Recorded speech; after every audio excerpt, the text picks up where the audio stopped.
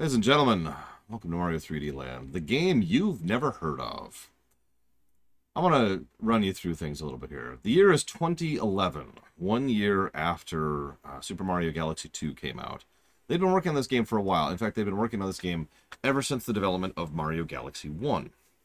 There were two big things they wanted with this game. First, they wanted it to be the launch title for this brand new console, this handheld console they just came out with called the 3DS, which was actually a pretty clever play on words, if we're being honest with ourselves, because it was the DS but with more hardware, and critically, they could have a 3D mode.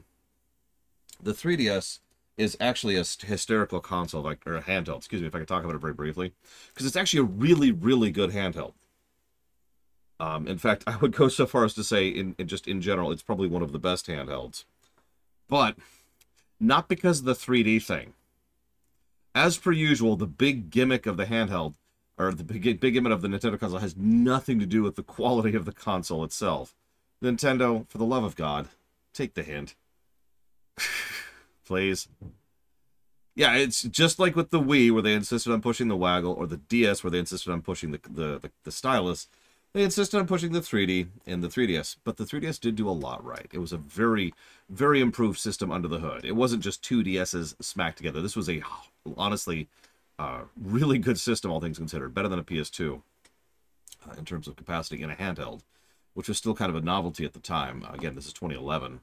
And the game had a gyro control system, which actually was awesome.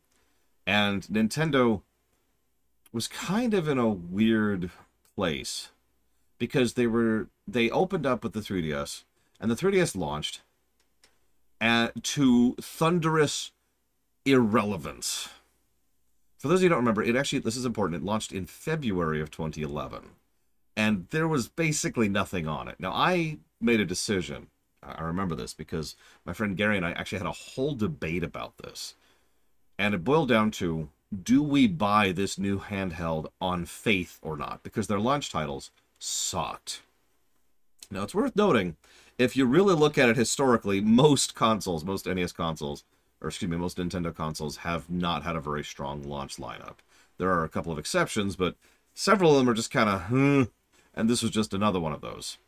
But the initial lineup for the 3DS was so pathetic that we actually both only found one game worth buying for it, and that was the Ocarina of Time remaster. Now, good remaster. Don't regret that. Played the crap out of it. But that was it. One game. That's it. Now you're probably thinking, why? Why would they launch such a large-scale thing on, with no launch title? Well, some of you may or may not know that there was this earthquake/tsunami that hit Japan while this game was in development. It was now that wasn't solely responsible for this, but it is one of several reasons why this game's development was shoved way back. What was supposed to happen, by all accounts that I've been able to read, is that 3D Land was supposed to come out pretty shortly after the launch. Like, it wasn't going to be a launch title because they wanted more time to polish it. No problems there. But then, yeah, that happened in March 11th of 2011, and that got in the way of everything in Japan. Anybody even remotely familiar with it? I mean, we were hearing stories about it on just the news over here. It was a pretty big deal. So there was a whole lot of with regards to that, and so everything got shoved back several months, and yeah, it was a mess. So this game didn't come out until November? Yes, November instead. Way later than it was supposed to. The funny thing is, Nintendo did do the right thing by all accounts. Not only did they not rush the release of the game originally, so that it would come out at launch with the 3DS, but they decided to go ahead and not rush the development of the game once they were further behind. They actually went ahead and took their time, and were like, okay, hang on. We're going to pause for a minute. We're going to make sure this game is as polished as possible for the eventual release, which was a good idea. By the way, this game, of course, sold very well. Over 5 million copies? Hang on, I had the number here, and of course I don't have it now. It sold very well. It sold a lot. It had a good initial offering, and it has, there it is, 12.86 million copies. That's a lot. That is a crap ton. That is bonkers good in terms of sales figures. Which is funny, because this is the one most people forget even exists. But it is funny, doubly funny, because it is a mainline Mario game. It's in the Mario block for a freaking reason. But they did several other things, so that obviously pushed it back. But they really wanted to try and fix what they perceived as some issues in the previous game lineup, which is funny. One of the biggest issues they had was that players were having trouble with the camera of some of their 3D games, Lore Shock, and they were having issues with seeing what they were doing. And so they decided to go out of their way to change several minute things in ways that you probably... I'll try to point them out as we go. But, like, if you pay attention as we go through this game, the terrain you could walk on is a little bit wider than you would expect. This is a lesson they took from the DS remake of Mario 64.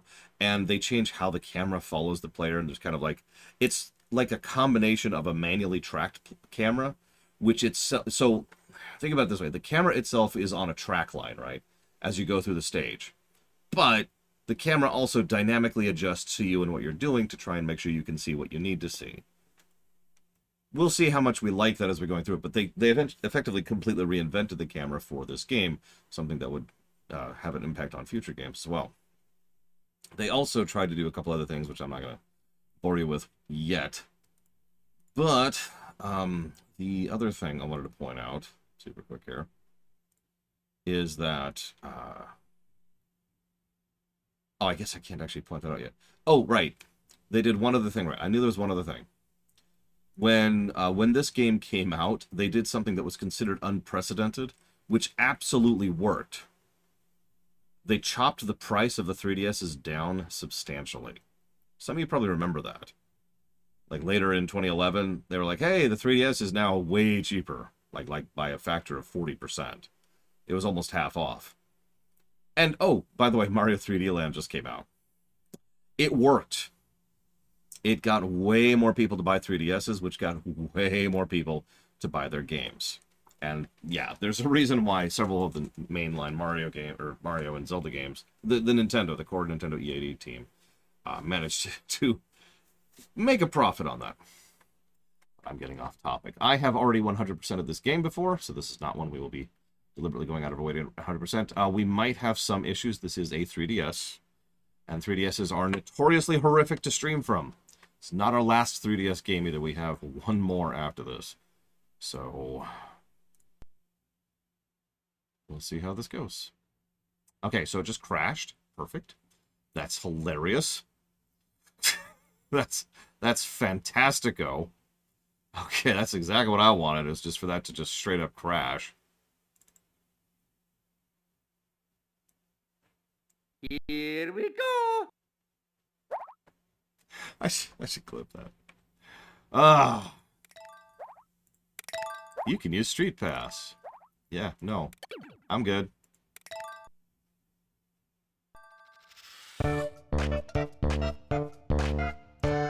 Alright.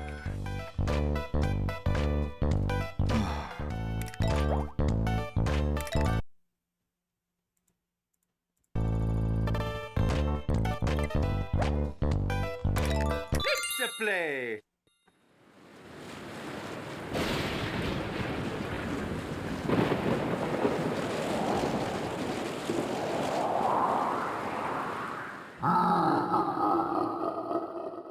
There's your plot.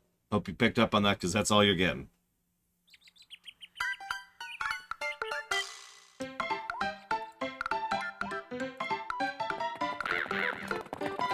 To go back to the earlier argument, most of these games have no plot whatsoever, unlike Galaxy 2, which tried and failed to have a plot. This game, and several other games we'll be covering, have an excuse plot. The plot might as well not even be in the game at all. There you go, there's your plot. Cool.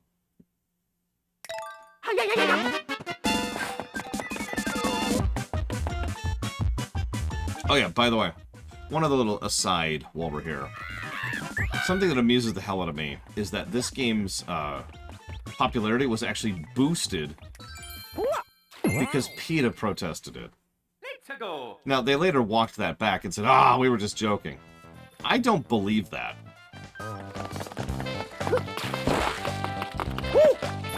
So, one of the first things I want to point out here, Jesus Christ. Yeah, PETA isn't a joke. They're just terrible. We do have coins. Like I said, we're not going to go shoot for 100%ing. Oh, man, that lag. Can you feel that? Oh, that's not great. Hang on, hang on. Ooh. Hang on.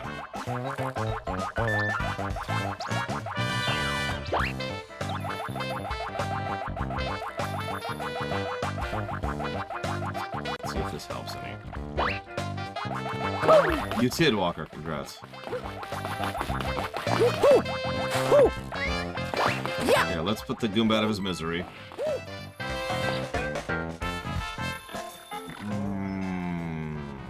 That's not good.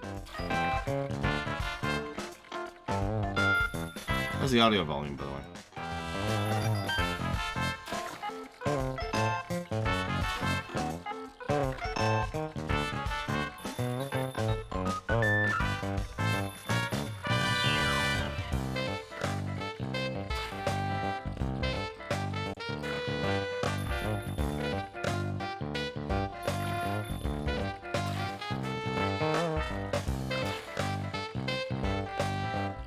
That's because it is wrong, Dakota. The whole game is lagging.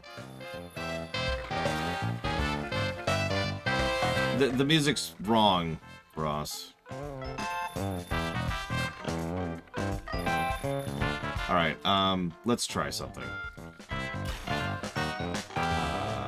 Let's do this. Oh my god. I should mention, I've actually already tested the other 3DS game we'll be playing later, and it was fine. Yeah, this one.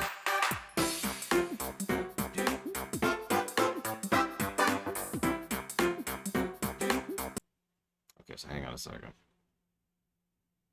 Good lord. Let's double check something here. Maybe this might help. Okay, now that's on. Okay. Oh, that's why. Alright, that doesn't help. What else have we got? Let's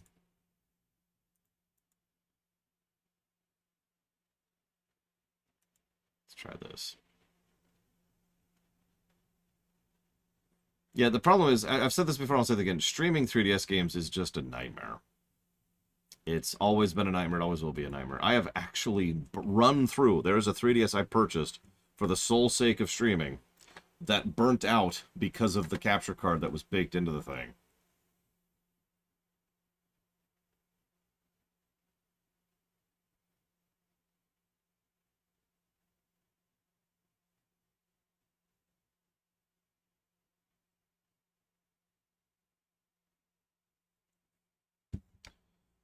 So the 3DS itself, anything before the 3DS can just be emulated without any issue. So let's just get that out of the way. Anything after the 3DS has an HDMI output, so I can just grab it with the capture card. The 3DS is like right in that sweet spot, right in the middle. There's only two ways to capture the 3DS. That's to get a custom setup, which I have done two different versions of. One is to have a capture card custom soldered inside the 3DS. That's the one that burnt out. The other is to use the 3DS to try and wirelessly stream directly to your router, which, funnily enough, I actually am no longer physically capable of doing because of my new setup. So both of those are out. I cannot use actual hardware. I am physically incapable of using actual hardware to stream the 3DS, so I have to use an emulator. Problem with the emulator is the 3DS is problematic on the emulator side, and I don't know why. If that's what you're asking. I don't know what it is that makes emulating the 3DS so much of a pain. And it's all a coin flip, too. Because some 3DS games, no issues, right? Like here, let me show you what I'm talking about.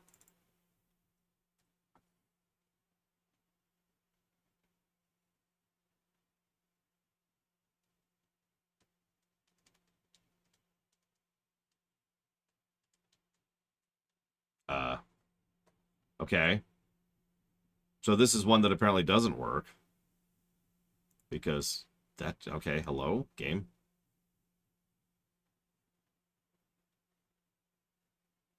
Okay, this is one that's supposed to work just fine. This is concerning. Oh my god. So this is an example of one that doesn't work. This one used to work for me. In fact, yeah, that's listed as one of the better ones. To explain a little bit here.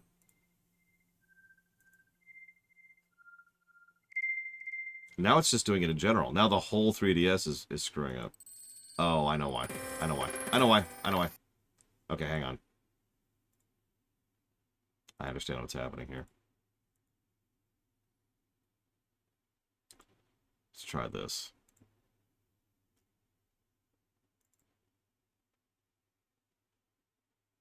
Yeah, there we go. So anyways. So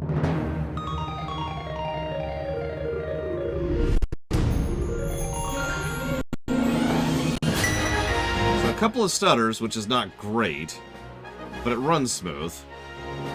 I bet we could crank up that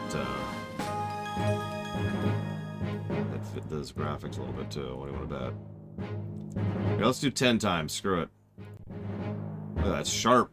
Sharp. No issues. Yeah, this was 10 years ago. How's that for a while thing? So that was a simple sound issue. That's not going to fix the first game.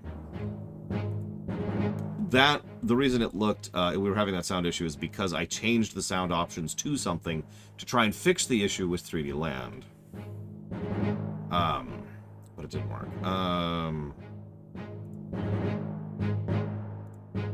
Problem is, there's really very few options to fiddle with when it comes to the 3DS, too. There's just not much to do.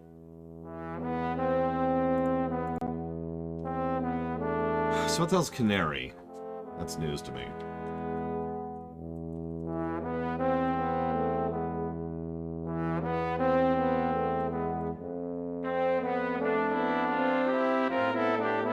Oh, right.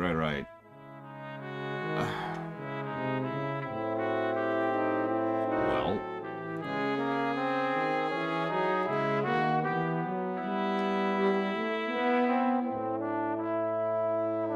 I mean, it's literally... Yeah, me too, Ross. Hang on, so let's do a quick double check. Let's just do it while we're here. Tech testing. All right.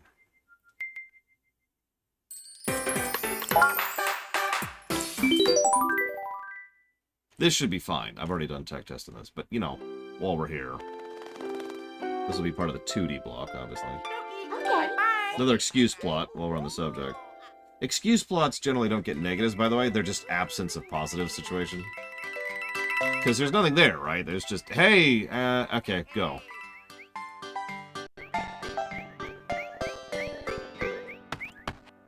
Huh? Oh.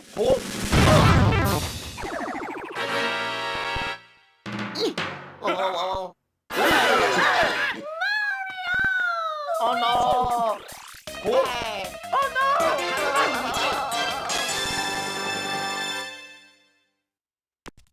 There you go. Hope you're paying attention to that, because that is the plot of New Super Mario Bros. 2. No. Really, that's the plot of New Super Mario Bros. 2. Let's just make sure this is working correctly. Over here.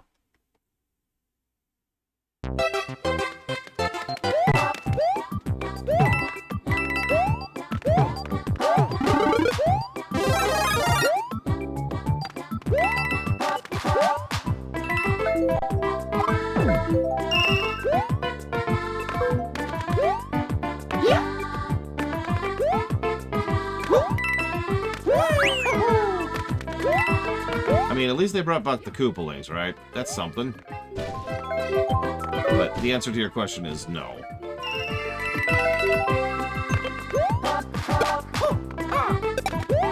Yeah, this seems fine.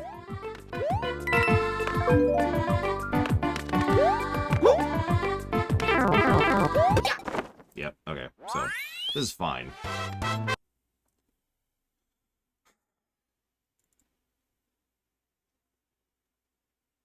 To go.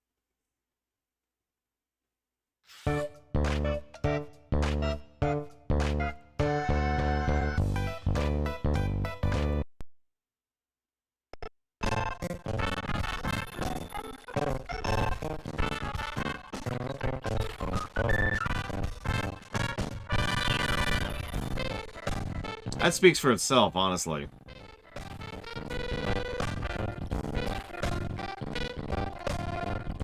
That is really lagging.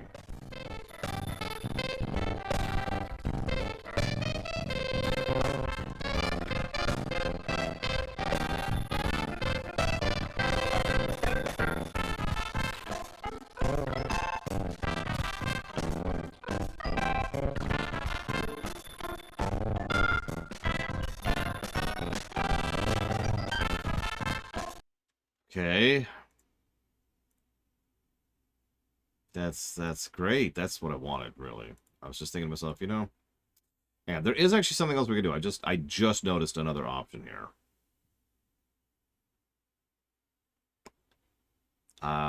Which opened up like 15 other options. So let's see what we got here.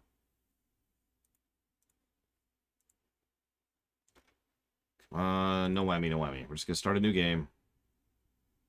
Here we go. It's already not a good sign.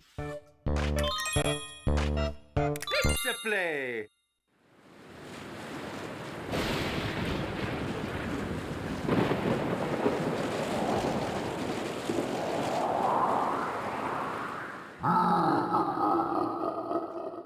And there's your plot. I hope you're paying attention to that.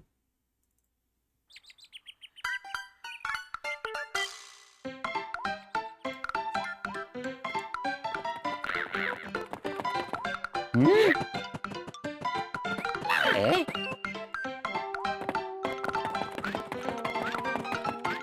Huh?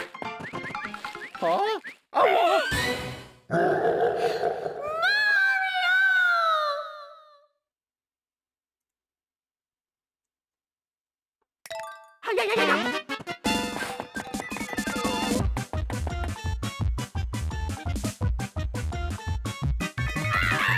As you can see, it's actually not quite 16 by 9 screen, but kind of getting there. Wow! Let's go. That's not a good sign.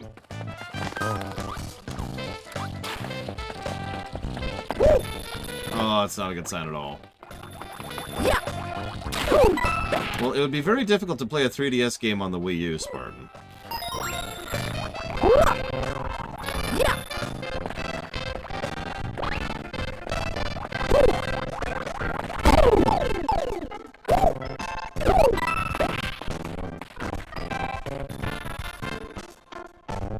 Okay, so that did not work. At all. It didn't even change anything.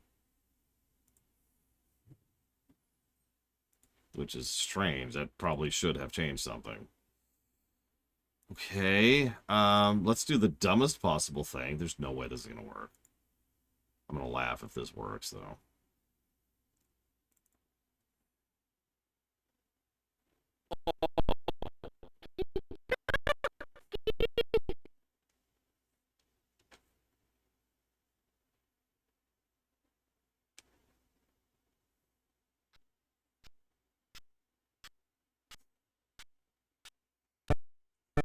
The frames are so fast, I can feel the wind in my hair. This is the PowerPoint version of the game now. Okay, that turbo did not work. Okay.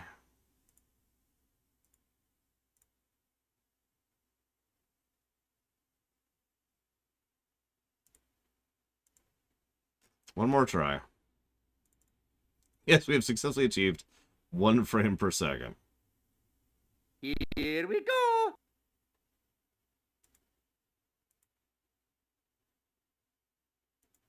Game.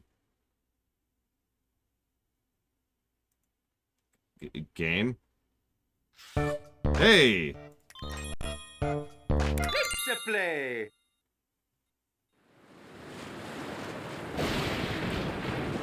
We actually have one more thing we can try after this. And if we fail, I'm not sure what to do at this point. I'm kind of running into the wall in what I can do here.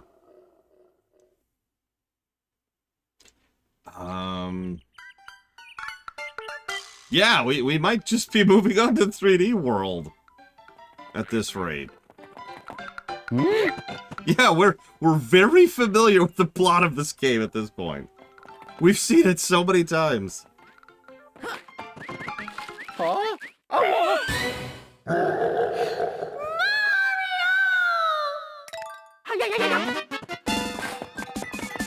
Alright. This is it. I believe. I believe! No, I don't. This isn't gonna work.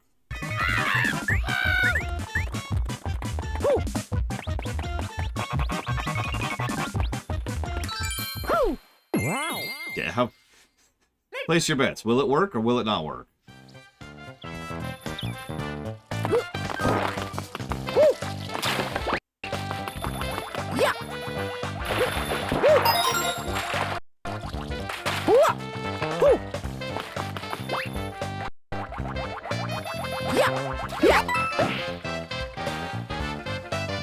So the specific option I changed was I made it so that it would preload more often instead of loading on the fly. Those stutters are you watching the game load the upcoming assets. But as you can see, it means that the game itself is smooth once that stutter is over. So I guess the question is, how frequent is that stutter gonna be? Because that's loading. Every time that happens, it's loading something.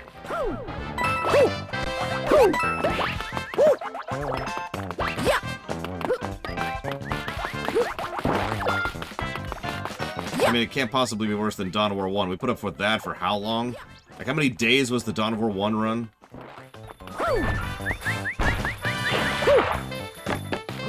That's a good question, Dakota. I don't know. Well, the problem is the whole game is laggy. It's not actually the audio. That's the issue we're running into. Woohoo! God, I don't know, Dakota. I don't think it even told me. Yeah, it doesn't say.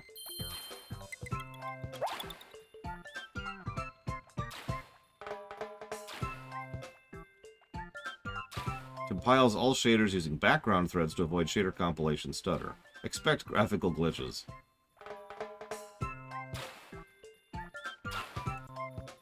This isn't a super long game, especially since we are actively going out of our way to not 100% it. Like, you notice we missed 2 coins there? I don't care. Nobody cares. We're just gonna move on. We're done with the first level. We're moving on to the second level.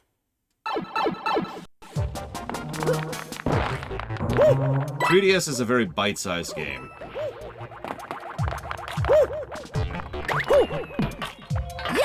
I mean, we're gonna try to get some of the coins, because we do need a few of these to unlock some stages and stuff, but, you know. Oh, I think I know what you're talking about, Dakota. And yeah, no, it's not, it doesn't give me that level of control.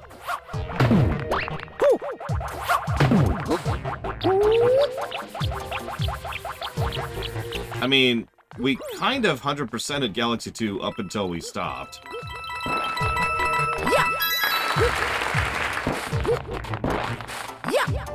At some point I'll have to actually review these stages. I'm kind of just trying to pay attention to the emulator here at this point.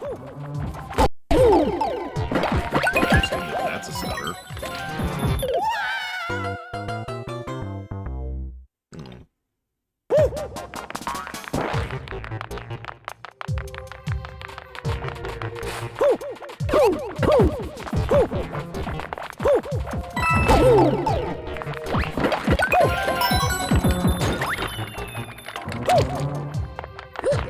I mean, we did have to slog a little bit in Galaxy 2. Oh yeah, so let's go ahead and talk about the game since it seems to be running. So one of the biggest goals they had with regards to this game is to, and this is their own words, bridge the gap in between 2D and 3D. And so they wanted a game that was effectively being designed from the perspective of a 2D game, with the aesthetics of one of the 3D games. I don't know if that's a good or a bad thing, but it was their intended purpose walking. It's one of the reasons why I almost put this in the 2D block, because I've played this game, in fact, 100% of this game. This game is much more of a 2D game than a 3D one in terms of its level design and its approach. This game's on the 3DS, yes. This game was also a prototype, essentially a tech demo for 3D World. So we'll get to that at some point.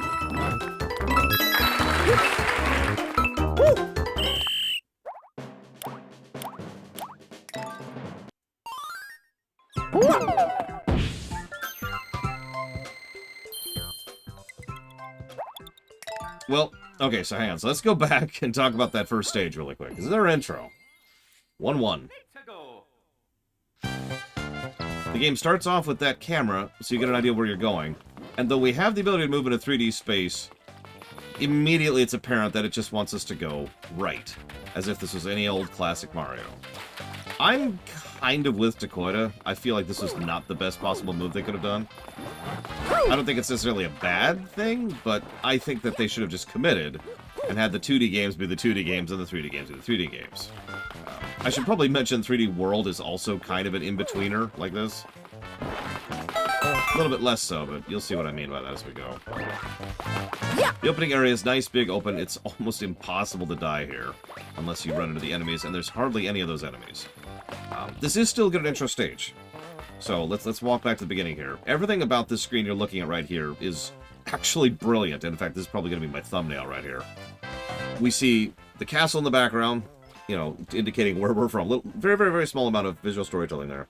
And green path going to the right, and a path on the green path going to the right, with an arrow pointing to the right, with all of the foreground elements to the right. Everything about this is indicating, go this way. But I'm okay with that. They really want you to be paying attention to that. And again, this is one of those, we want people to buy the 3DS thing, and as is their norm, they tend to design their games from the perspective of, you've never played a video game before. This is actually very smart of them, especially when it came to the 3DS in particular, because the 3DS, along with the Wii, reached out to a whole bunch of audience members who hadn't played video games before. Is there anything to the left? You know what? That's actually a good question. I'm not sure. Let's go check. I think the answer to that is no. Yep, no. All there is to the left is mostly featureless walls. So nothing even interesting to indicate that there's something here, right? It's just go to the right. We have a very, very basic bit of water. The water is not dangerous, so if we fall, we can understand now that we can interact with water. Lots of big, bright colors. The aesthetic is on point. I don't know what to call it other than the 3D aesthetic. The 3D land and world both have the same general visual vibe.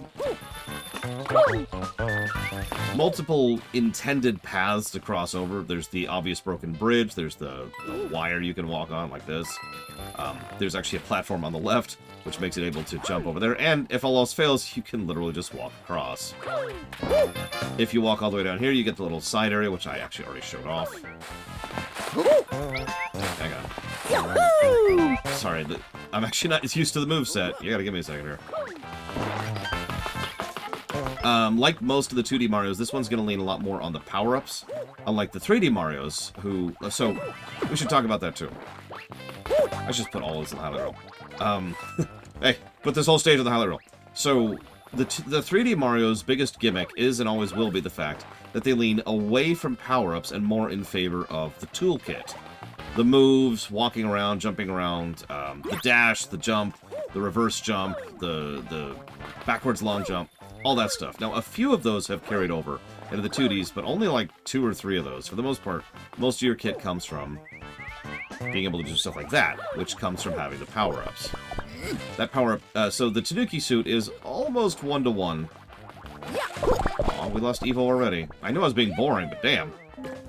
Almost 1-to-1 from the Leaf power-up all the way back in Super Mario 3D, or Super Mario 3, excuse me. So then they have these puzzles. So these are the 3D puzzles. They're terrible, of course, because they're designed to be done with the 3D gimmick. I don't know what else to add to that. You're supposed to turn on the 3D to see what platforms are where, to be able to pick up on little tricks like that. We're not gonna do most of those. No, go, Evo. Go, abandon me! Nice big open area. Again, once again, very, very obvious you want to check walk into this flag thing. There's sparkles on it. There's butterflies around it. There's a big circle around it. It's on a hill. It's in the middle of the room. So everything is like, here, hit this. Now we understand what a mid-mission checkpoint is. Actually, I can, Walker, although you won't see it because it won't be 3D. The way they did 3D is something I don't want to discuss right now, but it's not something you could see without essentially 2 screens, right? So, that's not happening. Anyways. Not a lot of point in bothering. I could try it. Just curious. Sure, why not? Let's do it. Let's do it. Here we go. We're gonna do it. I don't know how to do it. Hang on. I'm going to turn on the 3D. Which is definitely... Okay, there it is. Here we go. Behold! That's... You can't even tell. Yeah, you literally can't tell. That's what I figured. Okay, so yeah, so that's what the 3D looks like. Anyways, that's actually exactly what I was expecting to see.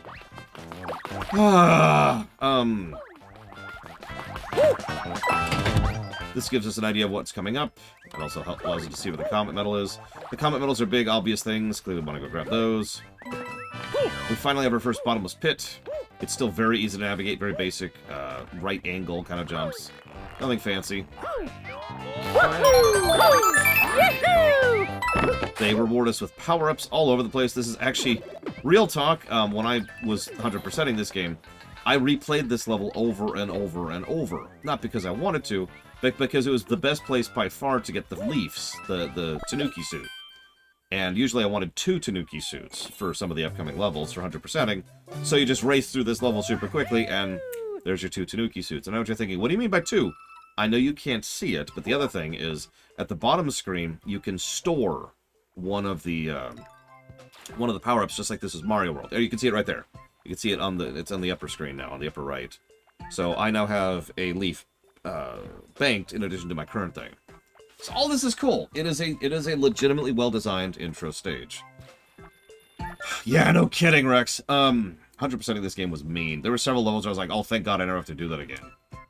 So, very, very good intro. Honestly, better than several of the ones we saw in some of the previous games. The other thing, that kind of appealed to me about 3D Land, and 3D Land does this very much on purpose, is the levels are short.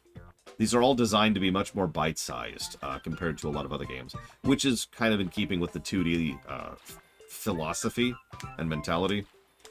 But I'm kind of with that. So the reason it was designed that way is because this was made for a handheld. And the idea was you're not going to have 4 hours to sit down playing your handheld. You're going to want to pull it out while you're on the bus, or while you're waiting for something, or while you're on the couch, or whatever. So these were designed to be smack out a level, put it down. And yeah, that's true for pretty much every 2D game, with the possible exception of Wonder, and we'll see when we get there. And once again, I just realized I'm calling this a 2D Mario. I apologize. But you see what I mean when I keep saying that this is a 2D Mario in every way that matters. It was designed with that mentality and with that functionality in mind. The very structure of the game is built like the 2D. Even the way the level design works. There's no pathing. There's no overworld map to speak of. There's just 1-1, 1-2, 1-3, etc. Occasionally you can get a warp pipe to skip ahead in the worlds. All right, that's... I'm getting ahead of myself. So we've got Kit, we've got Intro, we've got Headaches, we've got Evo, who has gone off and already had that lunch. So yeah, let's move forward, because we're already just smacking it. Most of these levels are of the short but sweet variety. But as with, I think, several of the 2D Marios, we're probably only going to go and end up going and giving a positive to, like, a bracket of levels, as opposed to individual levels. Which is pretty much exactly the same thing we did last time when we reviewed Mario 3 and Mario World, so that tracks. Tacos. You definitely want tacos today, Ross.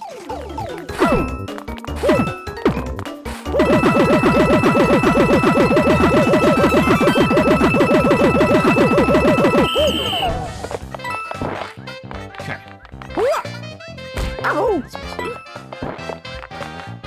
And you'll see how, even though these levels are 3D, They're not really fully 3D, and certainly not the extent that the Galaxies were.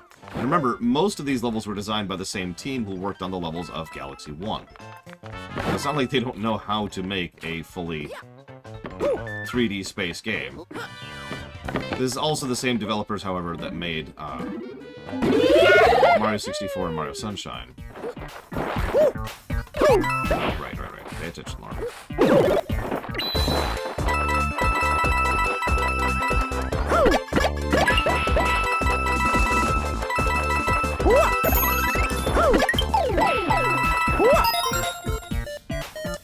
You can't see it. The HUD's actually pretty legit.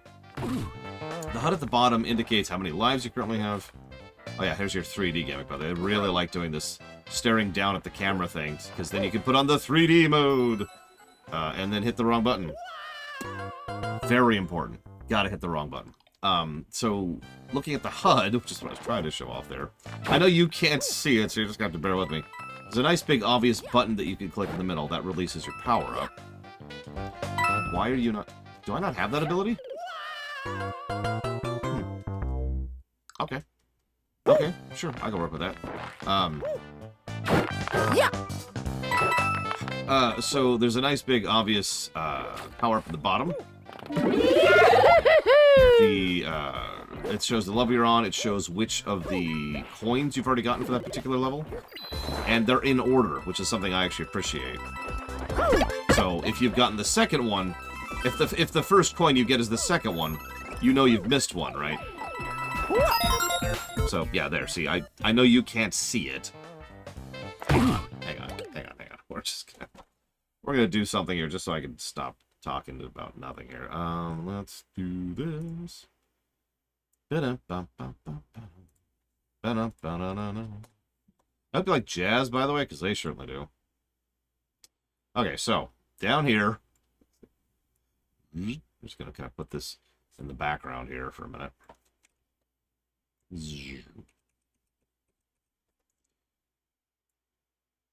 There we go. So you can kind of see what I'm talking about. So you can see how we have the middle coin and not the first one, so we missed the first one. Little bit of an indicator there. We can also exit level at will, so that's always cool. We can also... I don't know why this is down here. It's a simple but functional HUD. I appreciate it. Uh-oh. And we didn't die. Holy crap.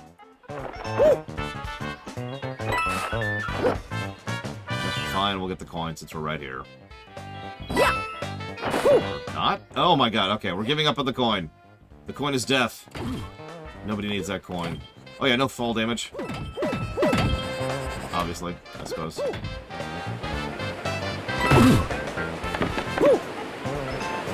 You can see how this was a game really designed to sell the 3DS. In the worst way possible. Not as a handheld gaming console, but as 3D.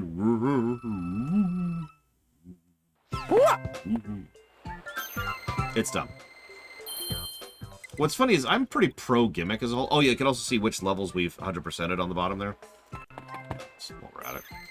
So as you can see, we do require a certain amount of coins to progress. We needed 3 to access this. I mean, like I said, this game sold buco well, Wildcard, so... Hell do I know. Oh! Wow! Let's go.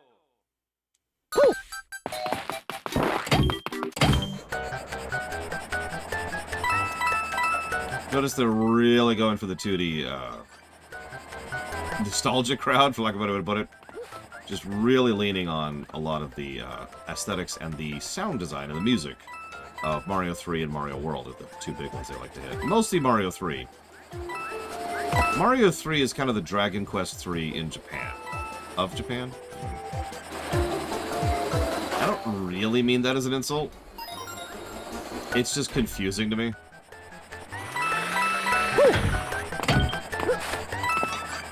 No offense to anybody who likes 3D World, or 3D World, Jesus Christ, Mario World.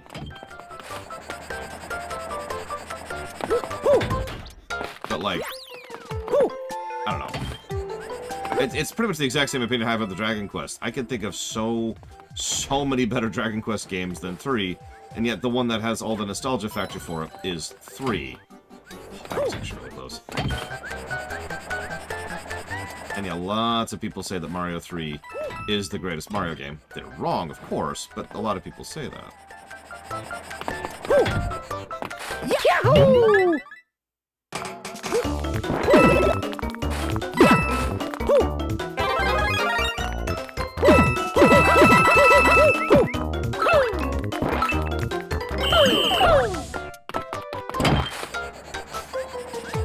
I mean, at this point, I'm pretty sure a cookbook would be better served. Ah, damn it. Just... Well. Damn it. I blame you, Rain36. This is your fault. So back in 64, in Mario 64 is specifically the exact moment at which power-ups switched in mentality from being, you know, you have your power-up, to it being a temporary thing. Yeah, hang on. Something's going wrong with the audio, and I'm not sure why. Maybe it's because I was fiddling with it earlier. No, it's still set to pretty quiet. We'll set it to even quieter. Anyways, I agree with that, Playtale. Mario 3 was pretty much the first Mario game. The FF4 of the Marios. 3 is what I would call less well-designed than World. I'm not sure I would call it harder. I don't disagree that World is a relatively easy game. At least until you get to the hard parts of it. But most of the difficulty in 3 is because of, you know, jank, not because of difficulty. My opinion. Anyways, I'm getting way off topic. So back in Mario 64, they were like, you know what, we want temporary power-ups. And the reason why was because of the nature of how Mario 64 was designed. Because of the hub world, and because of the loading screens that were necessary, and because of getting used to the new hardware. I actually talked about this during my original 64 run. They wanted to focus much more on having the moveset and the kit rather than having power-ups. So the moveset kind of replaced the power-ups, and the power-ups became like a fun, optional little thing. You know, usually to get one specific star. But as the series, as the Mario franchise, I'm good with that, continued to progress regardless of Mario 64, they kind of started shifting back and forth based on that. For example, New Super Mario Bros., which is a game we'll be playing later, but came out quite a bit before this, also had permanent power-ups. But then Mario Galaxy went back to temporary ones, and you get it. It's just kind of a back-and-forth thing. At this point in history, there were several power-ups which were either permanent or temporary, depending entirely on which game it was and which power-up it was. Personally, Ross? Like my runs, or runs I have witnessed end, because even if both of those are pretty big numbers, I'm not actually gonna lie to you. So like, I'm having a bit of issues here, and this is gonna cause me issues when we get to the 2D block as well. Because I have almost no kit unless I have a power-up. I need a power-up to have kit. And I'm not used to that, so I need to get used to that there.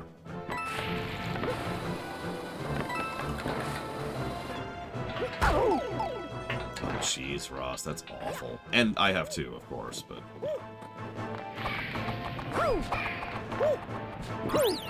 Plenty of checkpoints. So I should mention, Ross, by the way, you'd probably hate this game, because it's pretty easy. Right? Well, no.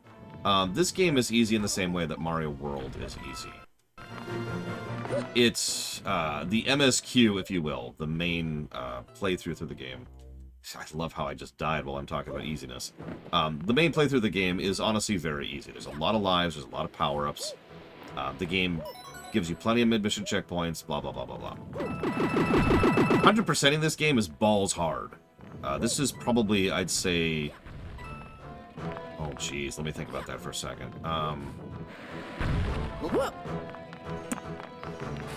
This is at the very least in the top 5 difficult Marios to 100% for me. Like, this was a really, really rough 100% ride. I don't actually understand what happened there. So going through that just...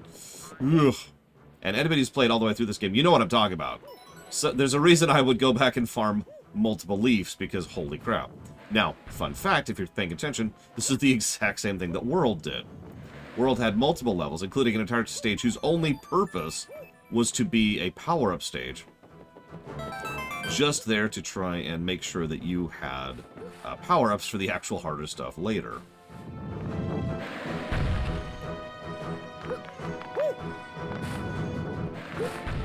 You know what? That's a good question.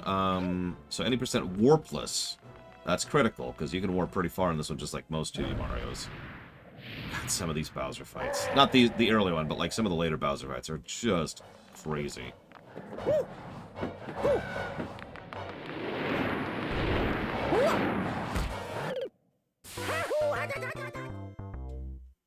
Yeah, no. The last few levels are just teeth-kickingly hard. I was really shocked by how hard the later levels. Then again, I mean, Mario World... I hate to keep comparing this game to Mario World. Mario World is the same thing. While Mario World is overall a relatively easy game, a lot of those special worlds really are teeth-kicking, you know? When you get to, like, Bogus and Outrageous and all those stages are mean. Let's just say that very clearly and definitively. Those stages are rough. Actually, yeah, I agree completely, Lord Harriman. It's one of the reasons why I resist the impression that certain games are hard. But I'm kind of practiced at that because I've been defending WoW about that for literal years.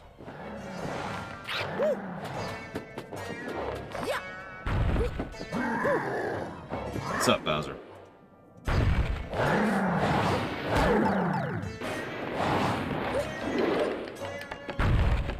So yeah, we can't actually damage him because gotta stick with the classics.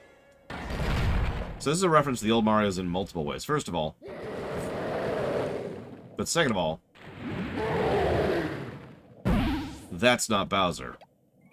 For those of you who don't remember, all the way back in Super Mario Bros. 1, there was like a very, very, very minor narrative thread, you can even call it that, that the Bowser you fight at the end of each stage isn't Bowser, it's someone else magicked to look like him, taking his place.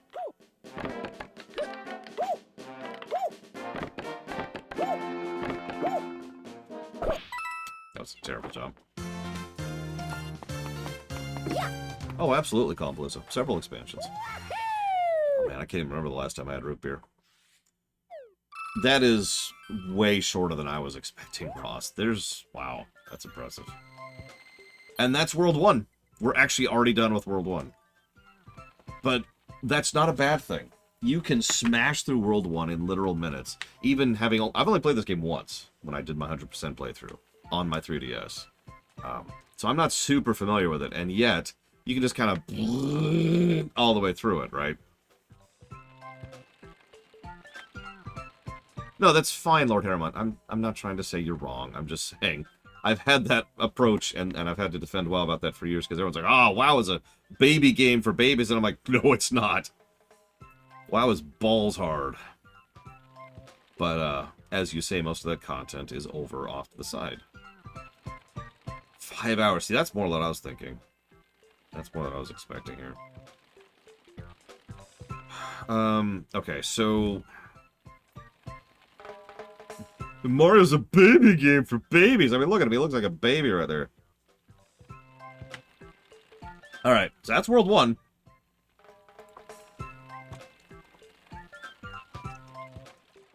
I can easily field a positive for World 1. I'm also going to jot down a difficulty curve. Positive, because for the reasons we already mentioned. Controls are actually pretty tight. We already talked about the kit. Game is very visually distinct. Like, there's a lot of things we can just kind of point to pretty much immediately. The HUD is actually pretty legit. It's pretty useful and legit. I'm with it. I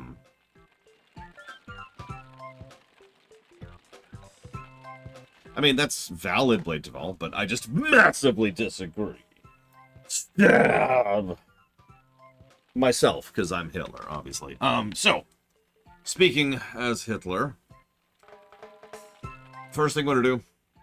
Wait, I've got an idea. World War II, but with animals instead of nations. So, like, Britain is all possums, right?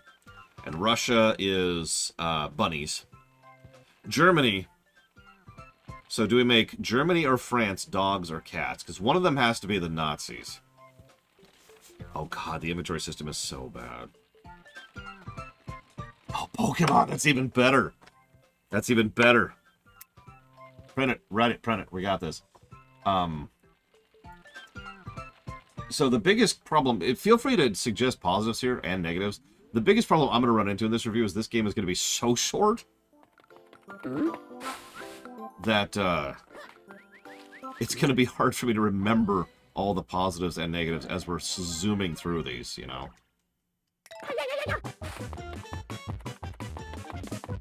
Get used to those. Those are as cutscene-y as we get. Literally less cutscenes than Mario Brothers 3. Which, by the way, one thing Mario Brothers 3 and World both did really well, the post-World cutscenes. I'm dead serious.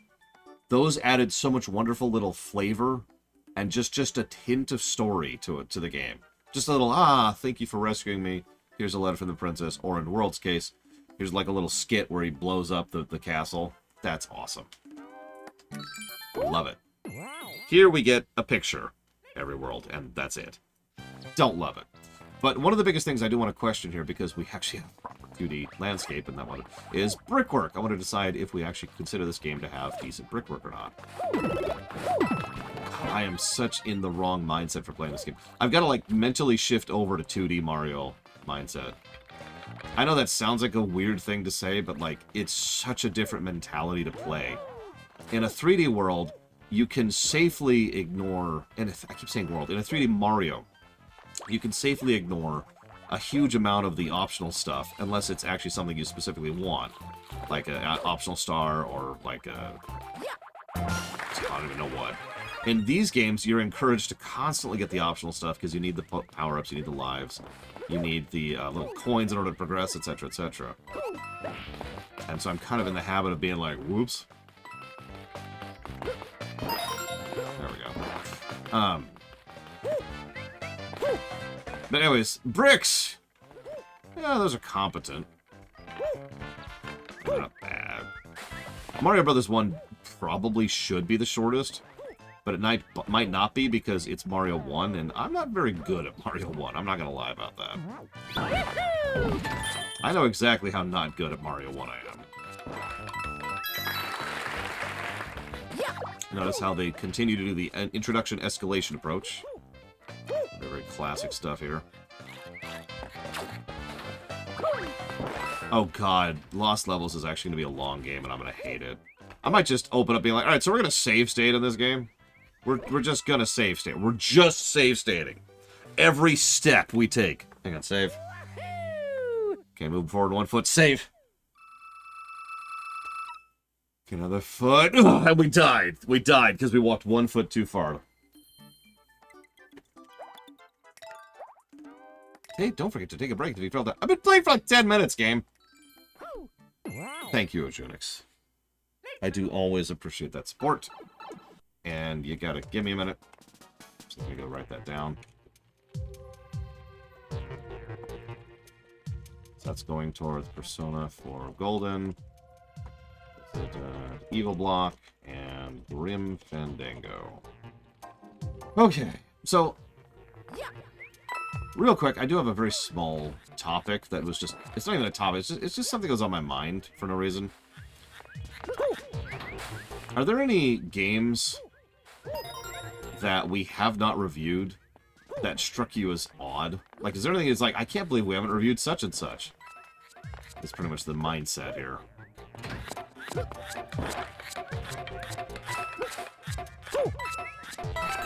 Yeah, really leaning into this mechanic. Oh, I should probably mention, just like in Mario Galaxy 1, we're back to the idea of having themes for our levels. So that's going to be an approach. Also, just like most of the 2D Marios, if you have the right power-up, most stages go from being teeth-gratingly hard to much simpler. And that definitely is something that Mario 3 and Mario World also share. Pro tip, in this game, it's the frickin' Tanuki suit. You always want the Tanuki suit. There are precious few exceptions to that.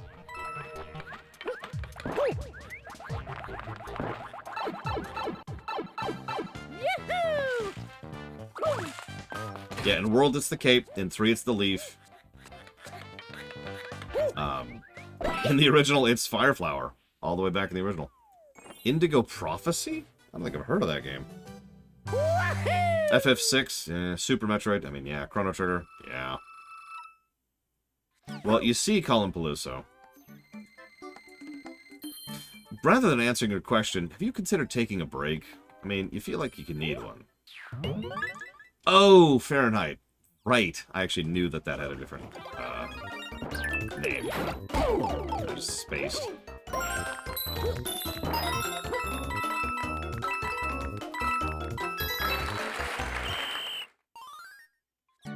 That's true. We also haven't done any Ratchet and Clank. Though I have no history with that series, admittedly. Other than the fact that the PS4 version is superior in every way. We haven't played any Double Dragons, that's true. Those games are rough. Like, you go back to those and it's like, ooh. You're probably thinking, oh my god, why do they have to do this, like, little applause thing, everything? First of all, I don't mind that. Second of all, that was actually introduced in the Wii 2D game, which we'll get there. So, this power-up is this power-up. This is kind of like having a mobile rush suit. And you'll notice it's like a layered power-up. This is a concept, I think this was actually the first Mario game to introduce this concept, so... Unless we count Yoshi. I guess if we're counting Yoshi, that's not true. The idea is you have your power-up, and then you have something else on top of it, which is functionally armor. And the armor, in this case, gives you a little bit of additional functionality. Like in this case, it allows you to do the... like I was just doing there, and failing it miserably.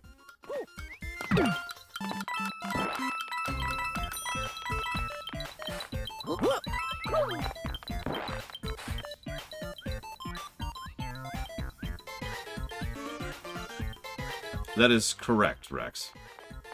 Which I have done. The way you have to do it is you essentially have to, if you die too many times on a level, you just shut down your 3DS.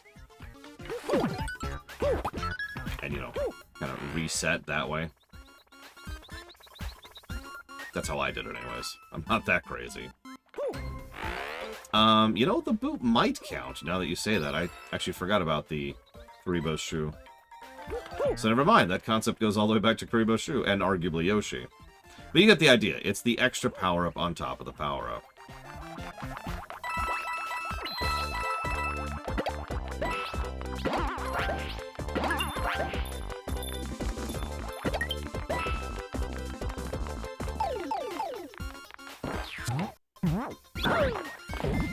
Look, you like nostalgia, right?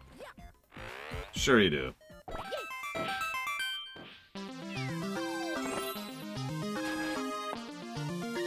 That's true. FF14 and FF Sequester are all the reviews.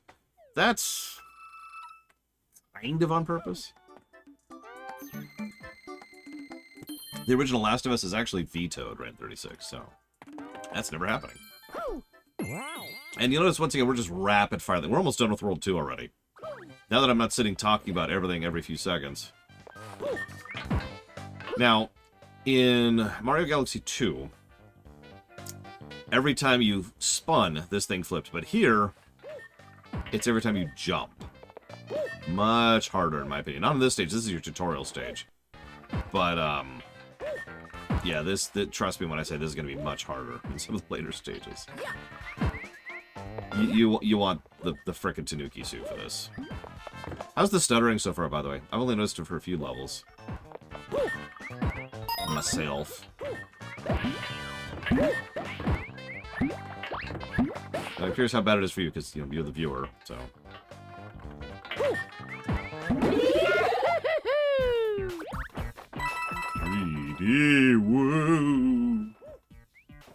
Oh god, that looks so disorienting. Oh god, that's so disorienting. There we go.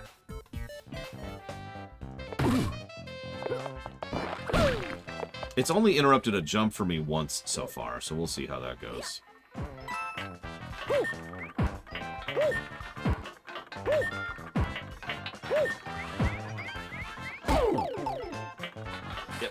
Yep. That was me miscalculating.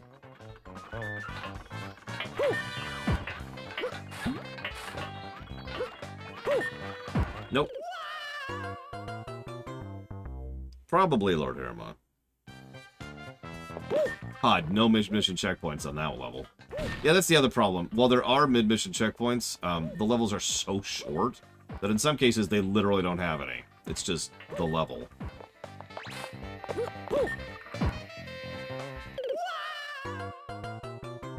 Dyson Sphere. All right, let me walk this sentence back a little bit. How many older games are you surprised we haven't reviewed yet? Games that came out prior to, let's say, 2000.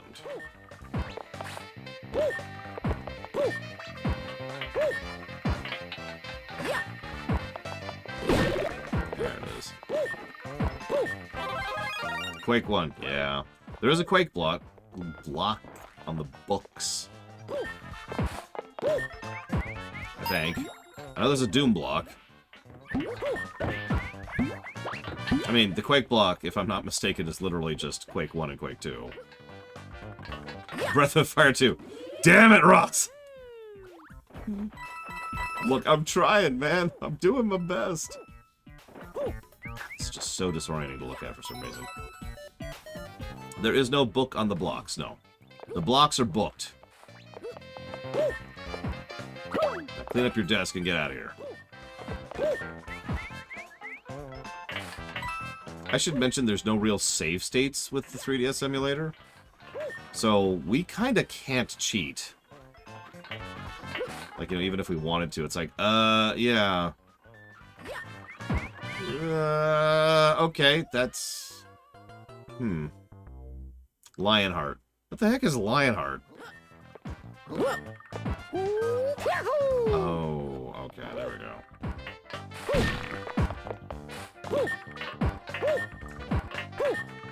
Like, Rain 36 at this point, I think, is just trying to come up with as many esoteric games as I've never heard of. Just to prove how not a gamer I am. Are you just trying to kill my cred here, Rain 36? Just be honest. It's okay. I don't hate you for it. I'll just cry every night.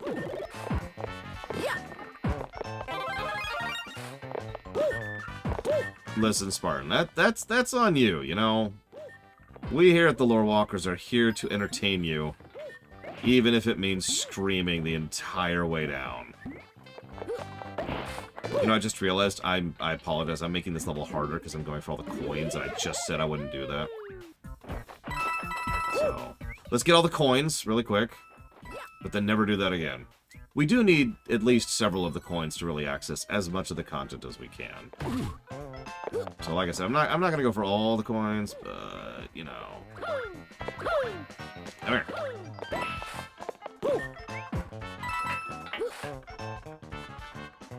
How much money to unveto Papers, Please? $23 million.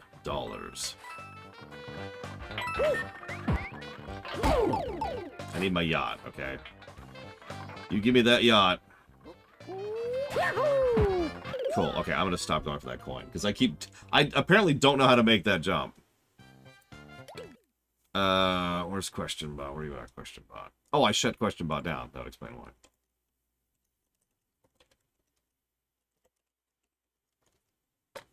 Yeah, I always shut it down during the lunch break. Okay. So anyways.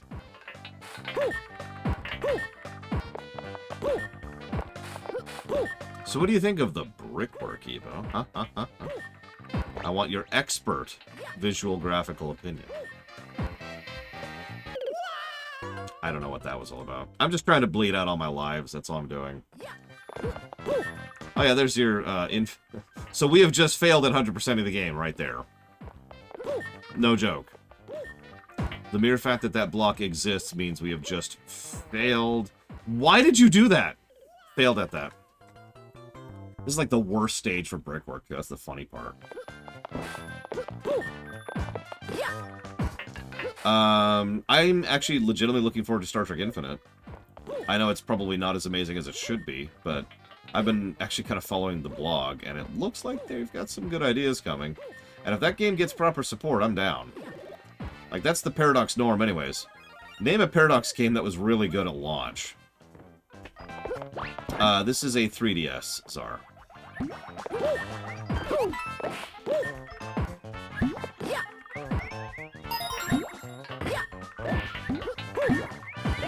Okay, so we're gonna ignore the coin, ignoring the coin, ignoring the coin, ignoring the other coin. I admittedly, it's not that I have no interest in Resurgence. It's that I have violent hatred. No, nothing Resurgence has done other than the premise has interested me. Like, their trailer actively reduced my interest in the game. Having said all that, like, it's a Telltale Star Trek game. I've been saying for years that that's the perfect genre, or excuse me, the perfect franchise for something like a Telltale format to go into. Oh!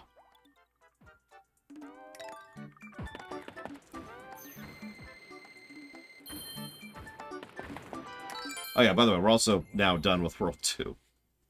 Let's go. Well, we're about to be anyways.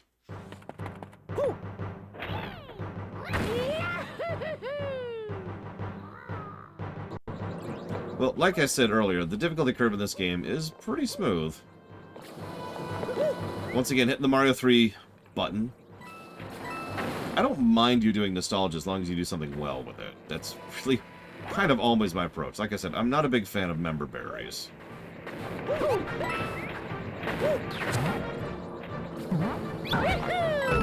Never have been, never will be.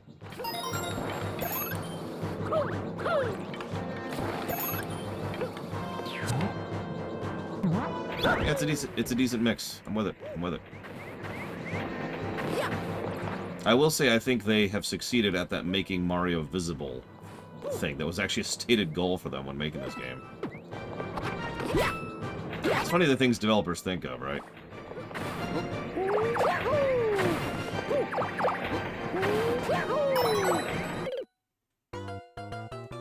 Well, now we start over from the beginning.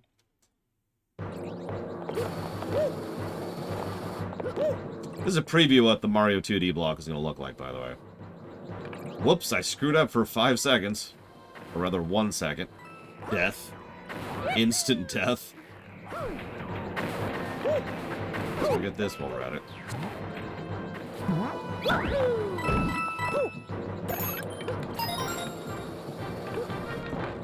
No whammy, no whammy.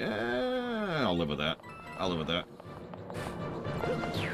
Yeah, the gimmick of this game is that enemies have the Tanuki power-up in addition to you. It's kind of like how in Mario World, enemies will have the cat power-up in addition to you. By the way, for those of you not aware, the gimmick of Mario World is the cat power-up. If you need to know more about it, it's a cat power-up.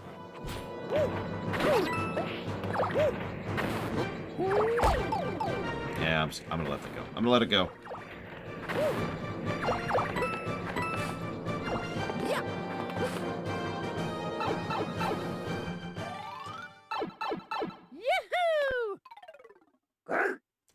So, no, really. You remember Mario 3, right? Bull crap.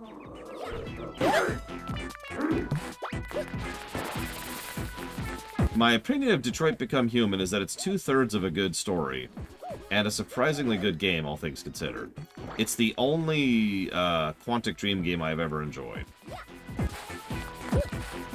Like, I've actively been not a fan of their games for a very long time. And then Detroit Become Human was announced, and I was like, that actually looks interesting. And then we finally played it on stream, and I was like, that was actually good. So, you know. So, anyways, yes, that's Boom Boom. Mario 3, nostalgia. We're walking. We're walking. One of the biggest complaints I saw in reviews of this game, and I want your thoughts on this, was that the game had too many lives. That it gave the player too many lives.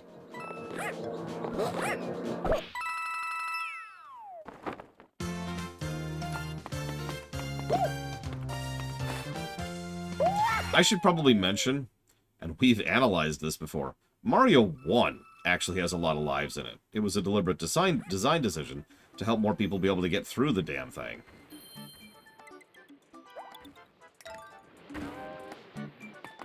So, that's cool.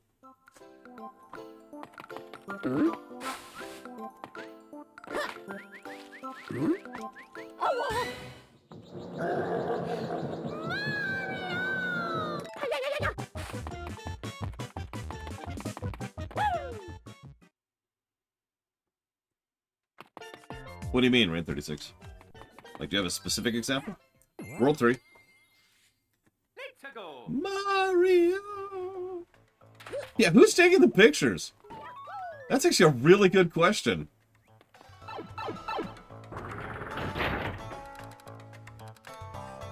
Like, think about that for a second.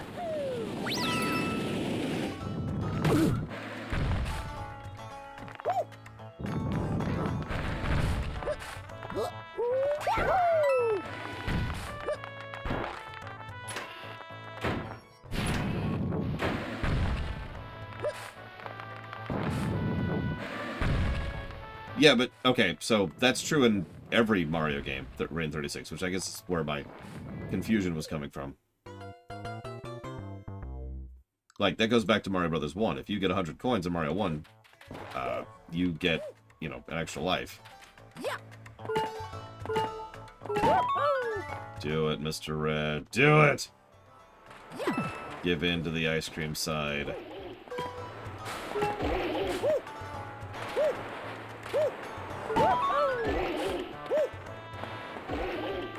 Oh, right. I'm sorry. You said lives. Or life, or whatever it is you said.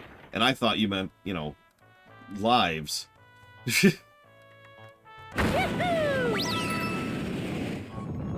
Yeah, sorry. That's my bad. Okay, so I don't have an opinion on it, but it is endemic of the same thing I was talking about earlier. That the... Whoa, whoa, whoa there, buddy! That the 3D Marios are just different. Their style, their approach, they're designed differently. In the 2D Marios, your health bar is your current power-up status. In the 3D Marios, you have a health bar. Like, you actually have health. Usually 3. Sometimes 5. They've changed their minds on that over the years. And, you know, that's the amount of hits you can take. I have no preference between the two. It's worth noting. I'm just pointing it out. Although, actually, now that I say that out loud, I take it back. I think I prefer the 3D method of having an actual health bar.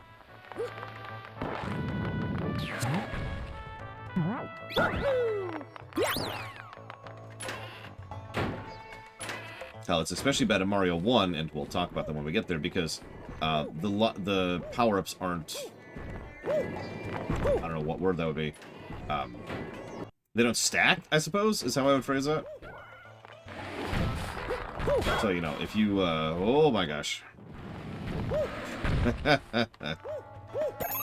If you get hit while you have a Power Flower in Mario 1, you don't manage to... You don't go down to the big, you go down to minuscule. So you only ever can absolutely maximally have 2 health in Mario 1. And I think Lost Levels is that way too. Don't quote me on that.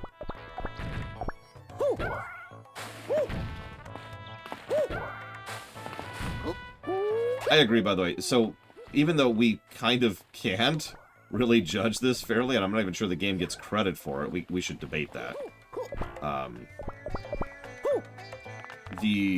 A lot of the stages in this game are deliberately designed to look cool in 3D. Like, there's a lot of angles, a lot of blocky architecture, so you can always see... I'm explaining that wrong. They don't like to use smooth or curved surfaces so that you can always tell you're looking at a 3D object. The shading and the lighting always indicates it, right? Hell, you can even see that just on the stage select screen. Like, everything's very, very blocky. And I'm sure there's a much more intelligent-sounding way to put that, but I'm a moron, so you're stuck with me. So we're going to call it the blockination. It's our new word, okay? There's a lot of blockination in this game.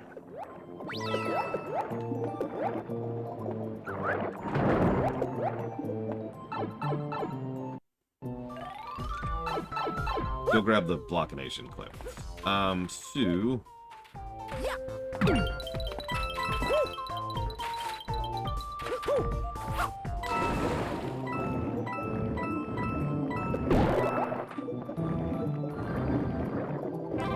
I'm not sure which game was the first one to allow you to go down 2 steps instead of 1. Because Mario 2 has just a straight-up health bar. And I know Mario World does, but I don't remember if 3 does.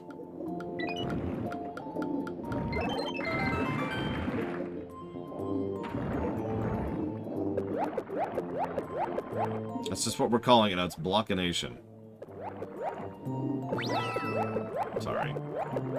I had to continue to poison the English language. I don't remember. Oh, it's up here, isn't it? Like, I need to get at least some of these coins, right? So I should probably get a few of these.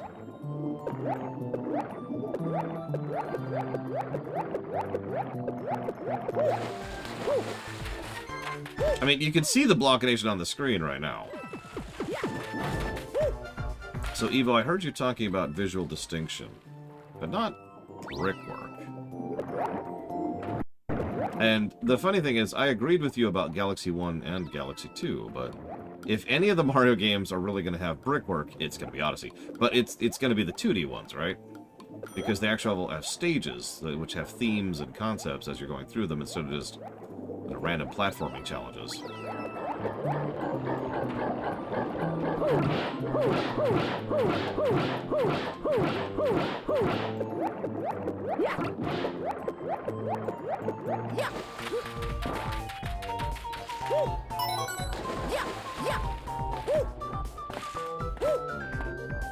I will admit, it is very basic, though. Like, obvious, like, there's the islands in the background and the clouds going by, and there's a contrail in the sky. There's some flowers on the ground. Do me a favor, keep watching, Evo, because I'm going to be watching, too. And if you're not watching, well, then that means that you have decided to do anything else with your life, which is probably the correct choice, like, objectively speaking.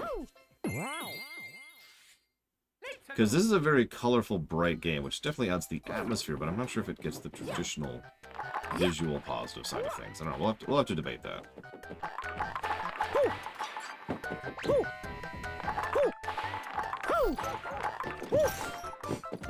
I mean, there's really only 2 possibilities for wonder at this point.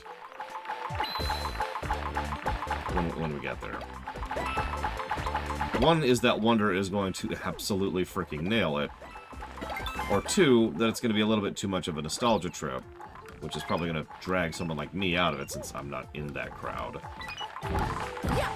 So, we'll see. I mean, you notice we're doing another Mario 3 level, by the way, right? What's with the bubbles? More of that weird brickwork thing. It's not quite what I would normally call brickwork, but it functionally is brickwork.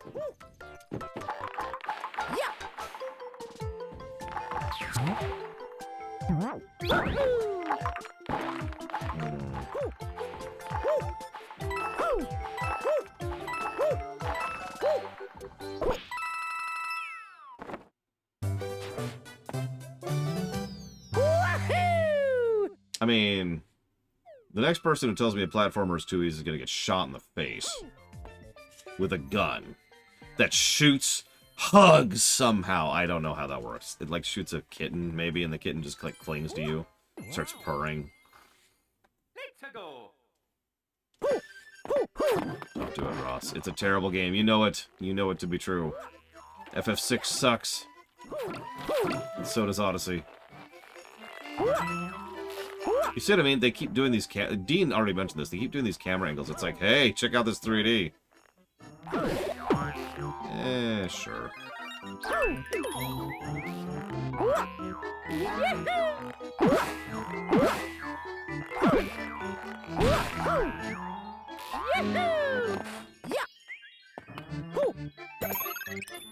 Celeste is way too easy. I mean, oh my god. I've beaten that game.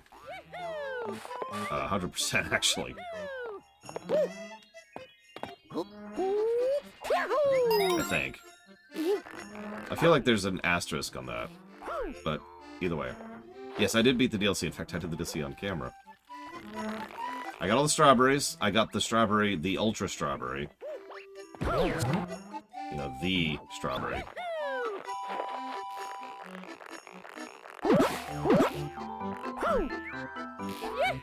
The one that requires you to not dash and not die on the first stage. That one.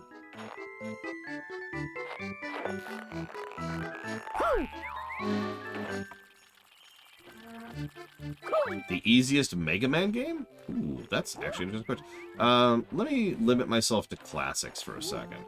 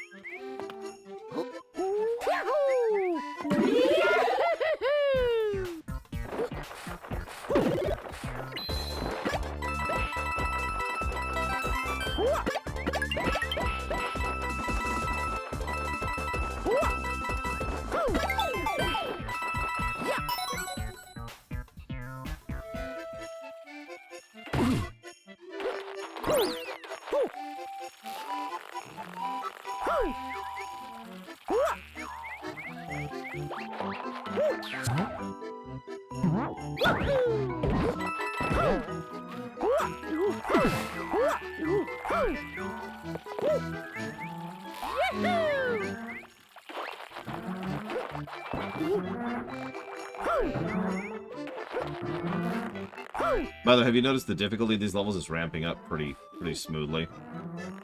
Also pretty consistently. I only rolled 3 and already, you know, they're starting to be like, alright, so here's some obstacles trying to knock you off of a balancing beam while you're going over a death pit.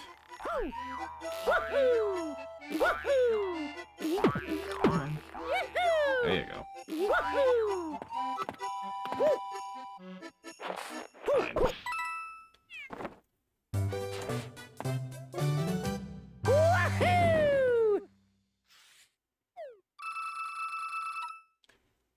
I'm gonna have to go with 1 or 2. That feels like such a weird pick, because 2 is not what I would call an easy game. And 1 is a... well, not a good game, honestly. Like, 1 has the same problems that I talked about earlier with regards to Mario 3. There's a lot of bullcrap difficulty because of jank, or because of not really knowing what they were doing yet. Like, 1 is a first game difficulty, you know what I mean? There's octagonal inputs for this game, Dean? Do I have a category for effects? Depends on how they're being applied. Can you give me a example of that, Evo the Amazing? Because if you can't...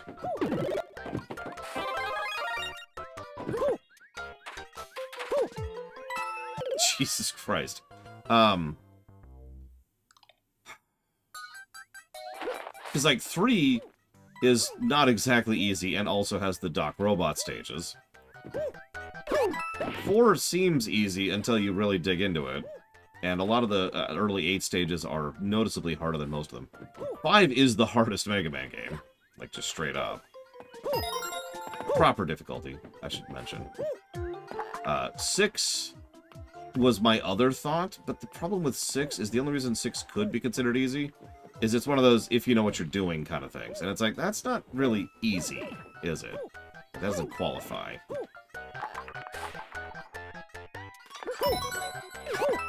Oh, come on! Oh, Jesus Christ. And then there's 7, which you'd think is... 7 is actually really easy until you get to the second half of the stages. Those are a bit harder. And then you get to the Wily stages, which are much harder. And 7 also has the hardest final boss in the entire franchise. I have a hard time calling that the easy one. 8 is kind of mean top to bottom. 8 is a legitimately very hard game. It's probably the second hardest after 5. 9 is badly designed, and 10 is brutal but fair. Which puts it as one of the hardest, probably the third hardest at this point, if you're paying attention. Not gonna go for the coin. Oh, screw it! Go for the coin! Okay, we did it. Oh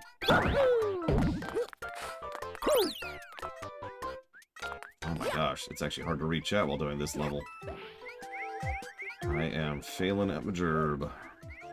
It's all I do in my life is fail. Alright, Oh, and 11 is awesome and extraordinarily hard. Although it does have actual difficulty settings. Unlike well, all the others. God damn it, yeah, that was completely blind. Okay, which is the hardest? X?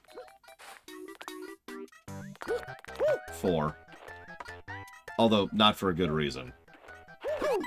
4 is a lot of unfair difficulty. The hardest properly difficult X is honestly probably 1. No, I'm going to take that back. It's 2. Sure. So visual effects, weather. So weather is usually under brickwork. Spells is usually under viscerality, which is actually on the gameplay axis. If you cast a cool-looking spell, that's something that you want to feel or look cool for, right? So that's gameplay. If you have a really cool weather effect, that's adding to the scene, the atmosphere, and the tone and the vibe of the scene. That's story. Oh my god. Oh my god. That was a completely blind jump.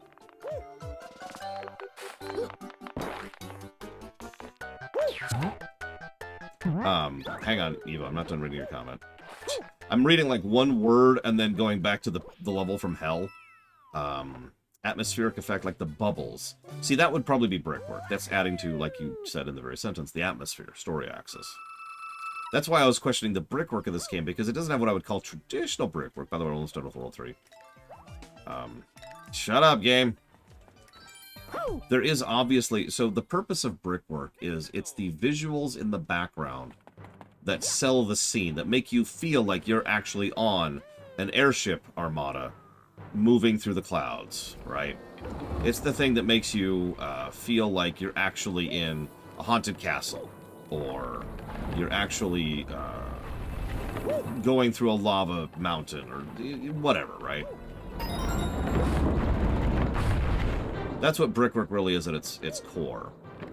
Visual storytelling is telling the story of the scene, but the brickwork is what's selling the scene itself. Yeah, by the way, this, with the 3D effect, was kind of crazy.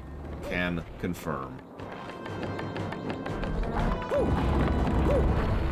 Notice we've effectively already reached the point where, you know, people who are not super good at this kind of game have probably already started running into walls as far as progression. Oh, God.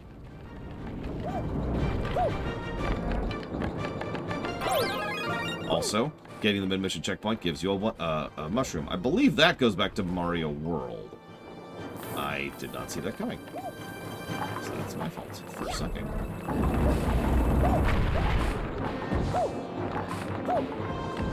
Of course, I suck more at a 2D Mario game. That just makes sense, right? Yeah! See, I agree with you completely. The textures are just... Like, that texture right there is boring. It is basic. It is not selling the scene at all. But, like, the clouds moving in the background, do you see that back there? And, like, the wind trails going by as we're zooming along. Like that right there. I can make it! Oh my god!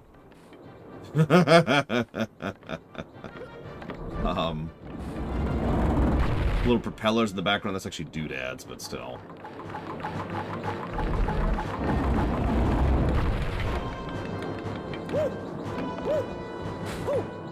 Yeah, we're only on World 3, by the way.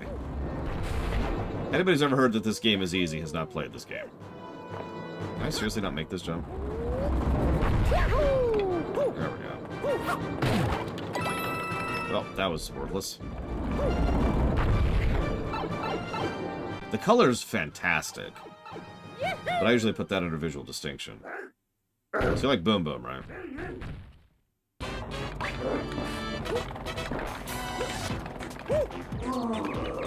Oh no, Galaxy 2 is much harder than this.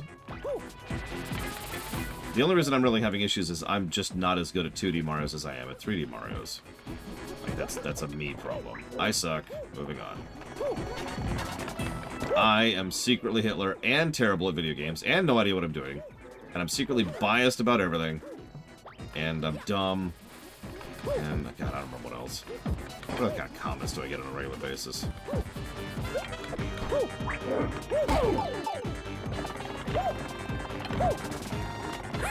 I have no right to give an opinion on video games. I hear that one semi-frequently. Oh, it's Boom Boom! I don't know, Sonicom.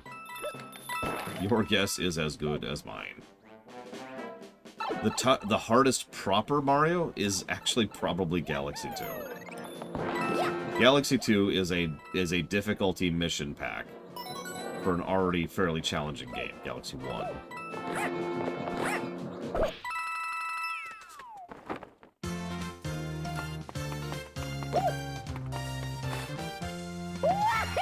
That's true, I don't promote shipping, or bad shipping for that matter.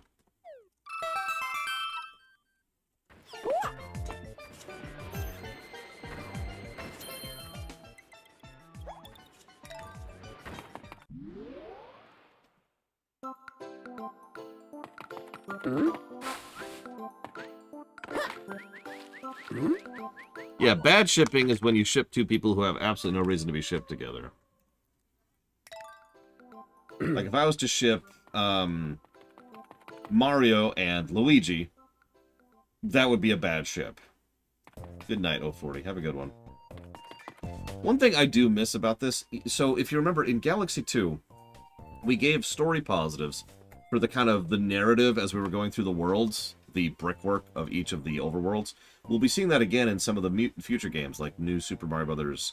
2, which we actually showed off earlier briefly, as well as New Super Mario Bros. U, which actually does some really cool stuff with that. But here it's just like abstract, right? There functionally is no world we're going through. We are just going through level select. There is no world design. There is no sense of visual continuity. We're just here, right? I'm going to grab a save state just in case. I'm actually going to posit a negative to visual continuity for that exact reason. It's pretty much the exact same reason another game series will probably get that same negative, which is Kingdom Hearts. A lot of the areas just feel so disconnected from each other, and there's no cohesion. You're just selecting stages, and I think it detracts from the games.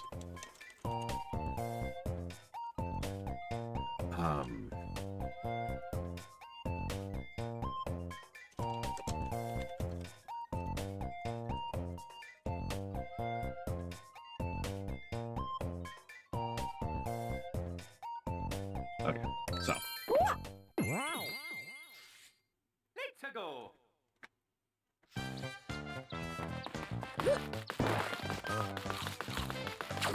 By the way, anybody want to put in a guess for how long you think this run's going to be? I remind you, we're already in World 4 here.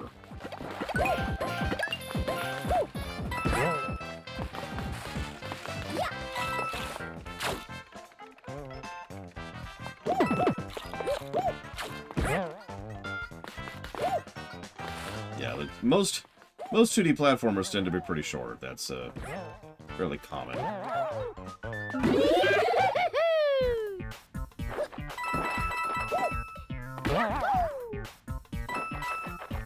Another really minor thing they did, which I appreciate, they increased the size of Mario's shadow to give the player a little better an idea where you are at any given point in time. Fun fact, I'm pretty sure that carries forward into future games. Finishing tonight, only if I really walk back from how much content we do. Like, if we're just trying to beat Bowser, yeah, I can beat this tonight. No question. Alright, PAX, I'm going to be a little late tonight, and then, bam, we just push it out. I should mention, this is actually another old thing. I forget which Mario game first started doing this. It was 1 or 3, I forget which. But they started doing dynamic power-ups. So you get a power-up block, and the specifics of what power-up comes out depends on your state when you hit it. So when you spawn the item, it'll give you like a fire flower, or if you're small, it'll give you a mushroom. Or in some cases, it'll give you a 1-up. I know 3 did that, but I don't remember if 1 did that. That's why I'm hedging on that. The only one I know for certainty didn't do that is 2, because 2 handled power-ups completely differently. Because 2 was trying to be experimental. And was a Mario game. Any questions? Woohoo! I think you're right, Rex. Hang on, I have to go kill Ross really quick. There we go. Ross is dead. As it should be. Man, at this point, Mr. Red, just clip the whole game. Like, this is such a rapid-fire game. Holy crap.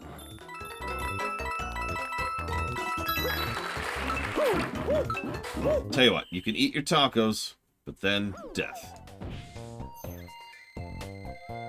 It's your final meal. You get tacos. Wow. Let's go.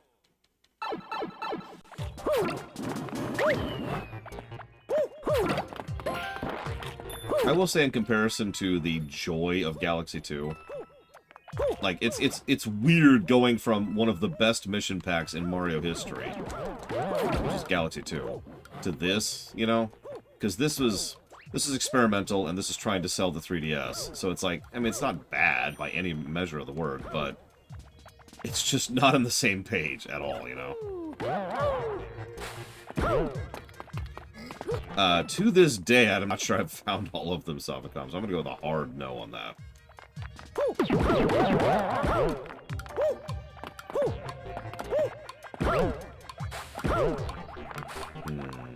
That's true. Up top! Whoa, whoa! Okay, okay. Forget how to get over there. That's an interesting question. What would taco superpowers look like? Can you make tacos? Can you, like, interact with tacos? Can you just summon tacos? Anyway, sorry, I was bringing that whole thing up about the inventiveness of the level design, because this is actually one of the more inventive of the level designs. You kind of can generate blocks.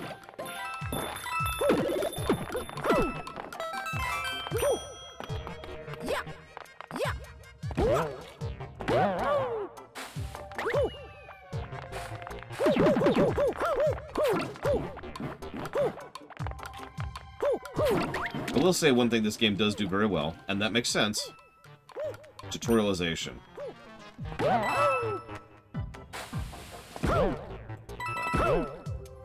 The game really wants you to learn its mechanics, and so it pulls the Mario World approach to tutorialization.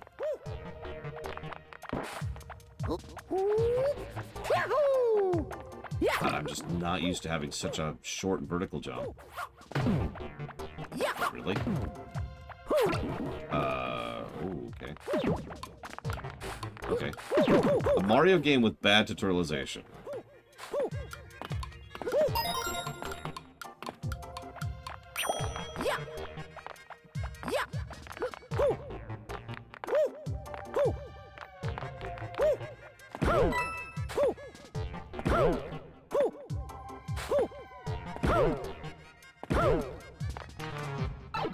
I can't think of any. I still think World is one of the, you know, the best ones, and I stand by that. But no, even Mario 1 is designed to teach you how to play a video game, as we'll talk about when we cover it in a few days, weeks, however long it takes. Yeah, no, Mario games are designed, almost all of them are designed for you to have never played a Mario game or a video game before. And then you pick it up and you're like, alright, let's do it. Do I have 30 coins? I do. We're starting to run. I need to start getting more coins. We might have to go back and get more coins. Can someone do me a favor? Look up how many coins we need to access, like, all the stages, please. And if you say it's all the coins, then, like, what's the step before that?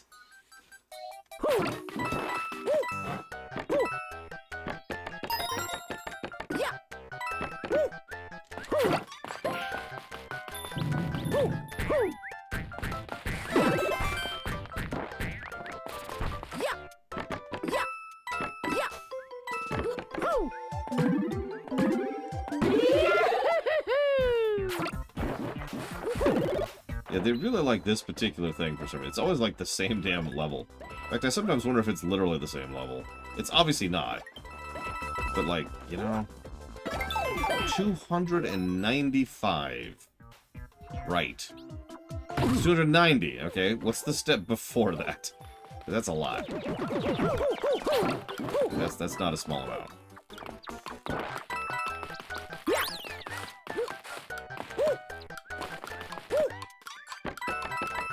It's like when you run the antivirus. It's like, all right, how many viruses we got?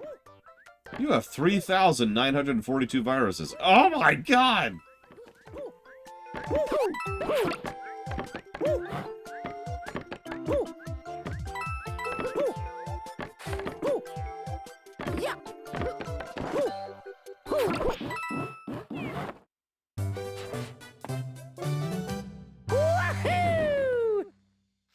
Oh my goodness. Alright, well.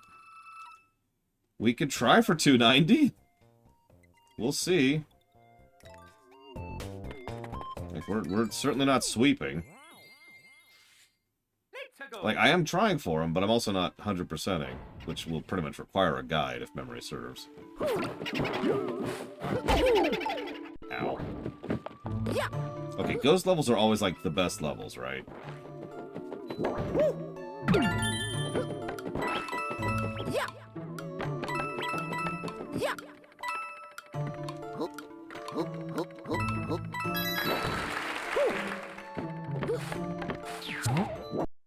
Okay.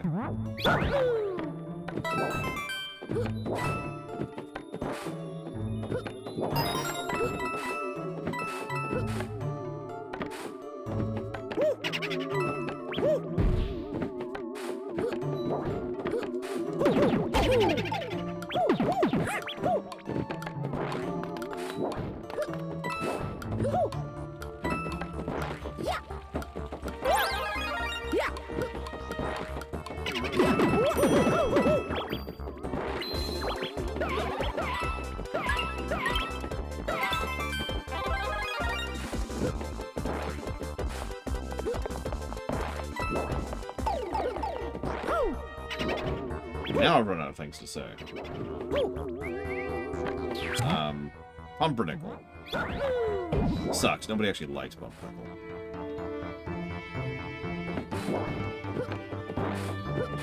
I mean, have you ever met someone who actually likes Pumpernickel? Because I haven't.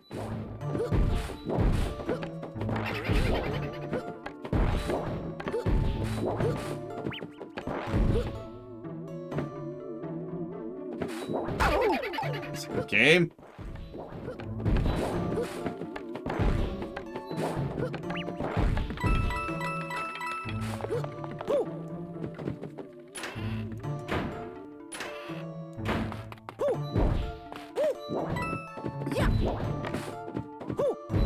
Little things like that coin are some of the ways they tutorialize in these games, by the way. Hey, you can jump here. Hey, Eternus, this is a different game from Galaxy 2. This is 3D Land.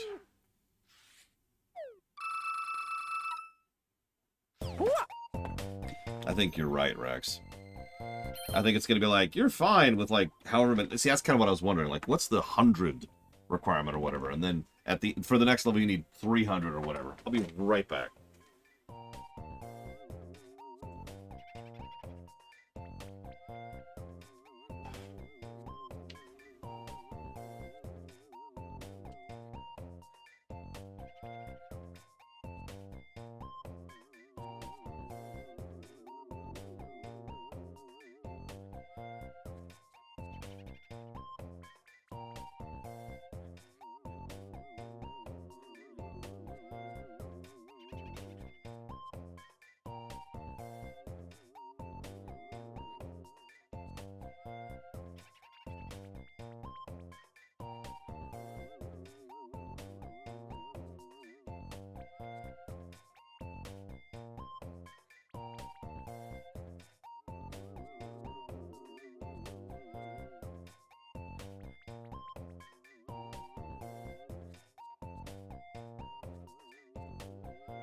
I feel like 3D World was the same way. Hi, Valerian. Because 3D World, I'm pretty sure, has the thing where it's like, these are made-up numbers, but you need like 5, 10, 15, 20, 25, and then like 100, and then all of them. Something like that, right? to go. Mm.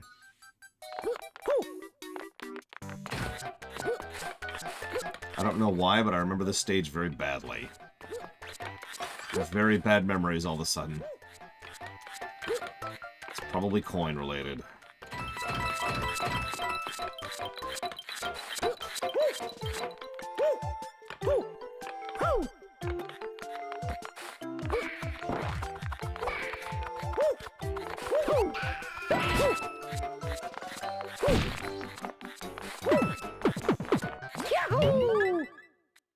Listen, there are no stupid questions, Eternus.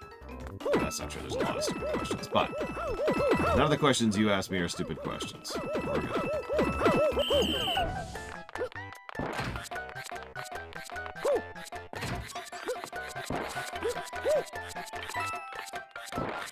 there it is.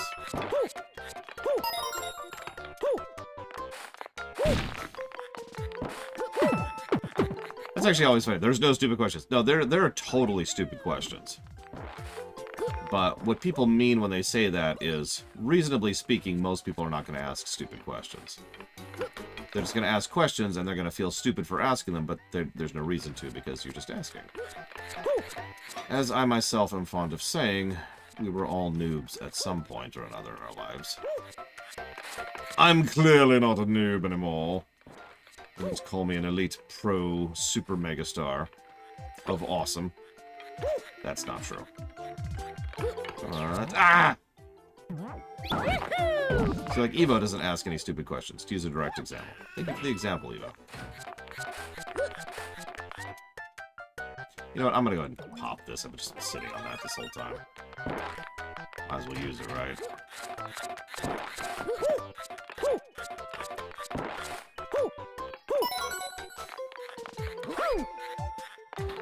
I love how their faces go from like a standard face to like a frowny, oh god face when they go away. Watch their faces as they fade here.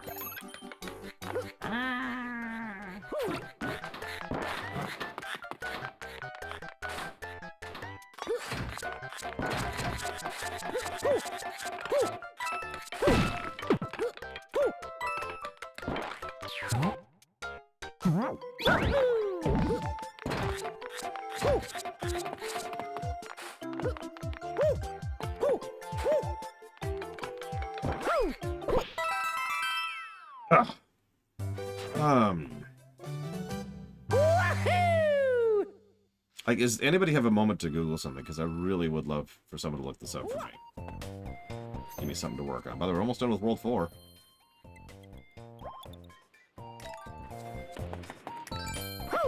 So, I want to know, essentially, what each of the coin level requirements are. Like, I've already run into one that's 30, for example. It was like 3, and then 5, and then 30. And I want to know what all of those are, essentially.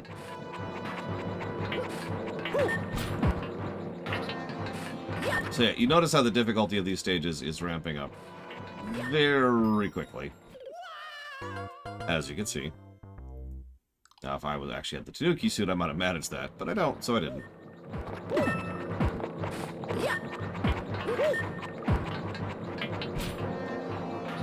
Okay, so like, walk me down from the top.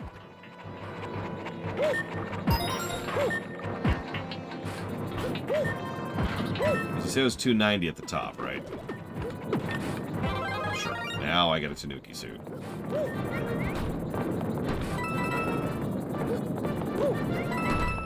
I remember this one. For some reason, I remember the third coin being a huge pain in this level. I don't remember why. I mean, that's true in a lot of levels. A lot of levels have like one or two coins that are easy. And then the third coin that's, yeah, screw you. Where am I? Yep, that's a screw you coin. Go for it, though. I'm dumb. 'Cause I am dumb. Dumb, dumb, dumb, dumb, dumb, dumb, dumb, dumb.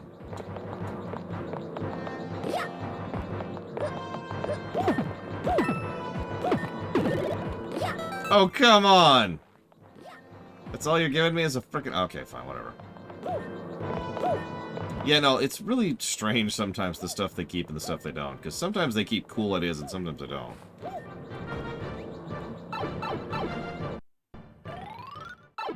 Oh, wow, Rex Willie.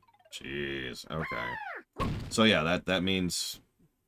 Either... That essentially means 290 or 230. By the way, here's our female Boom Boom. I believe this is her introduction to the franchise. We're seeing her again later. As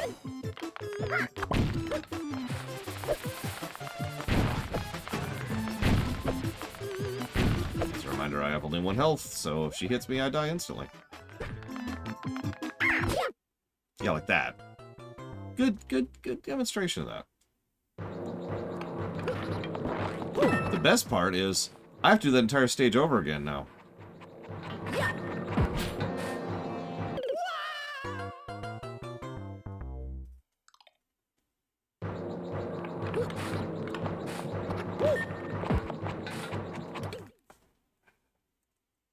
You know, I'm starting to remember why I had such issues with getting all 3 coins on this level. Yeah.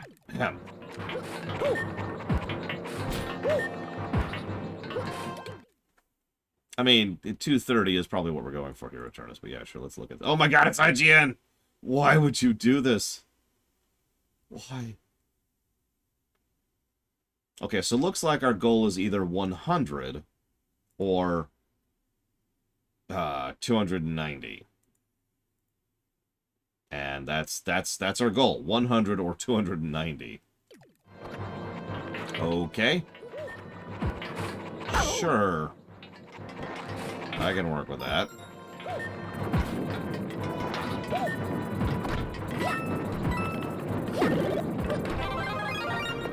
No power up for me this time. Hey, Melkor Blade. I'm not actually sure how many we're up to at the moment.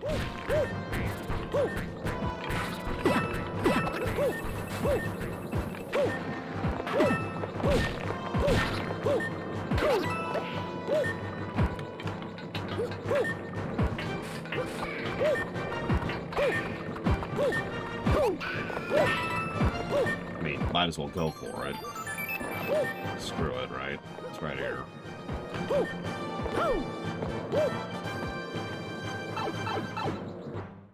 Hey, I like this game, G-Juice. It's not going to score up like with the Giants, I don't think, but it's a simple but fun romp. And like I've already demonstrated, a lot harder than it looks. Yeah, I was actually thinking about the camera too. I mentioned that they invented an entirely new camera tech for this game, which they would then use for future Mario games, including 3D World.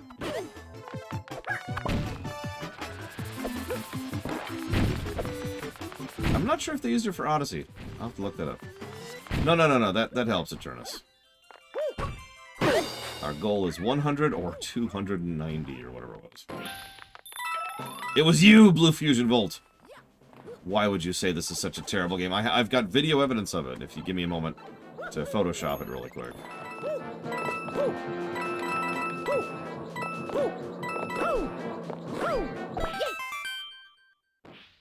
290. We'll see. I committed to 120 starring Galaxy 2. And like 105 starring Galaxy 1. And 116 starring Mario 64. Jesus. World 5 time. We're up to 42 for perspective. 42 coins. Huh?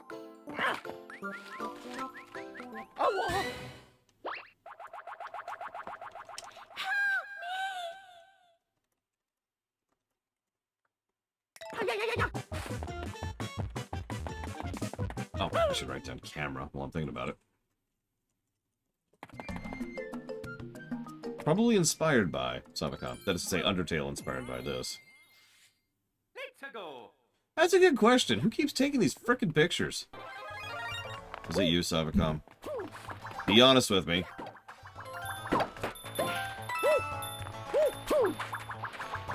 Yeah, you like how Peach is such an utterly non-character?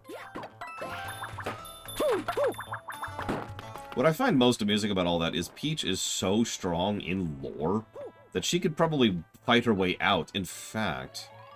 Ooh, oh, okay, there we go. Yeah, yeah. Remember we were talking earlier about a hypothetical Peach game and what genre that would be? So, hear me out for a second. It's a platformer, but you start off like... I would have to think of how to accomplish this and make it fun. But you start off essentially in the hard stuff. You begin the game in Bowser's Castle. You know, you start in World 8, right? And you work your way out. But how do we make that still engaging by the time you get further into it?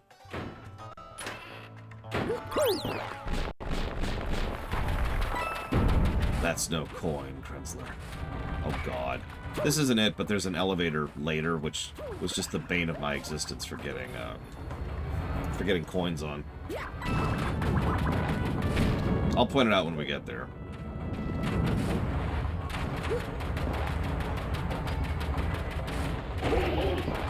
So, like, the levels get easier, but, like, the enemies get harder at Turnus? That's an interesting idea. Like, and Bowser sending more and more minions after you. I mean, Daisy being in a beat-em-up actually makes so much sense. I can't believe we haven't had that before. So, yes, in favor of. Okay, we're gonna let that one go. I feel like dying right now.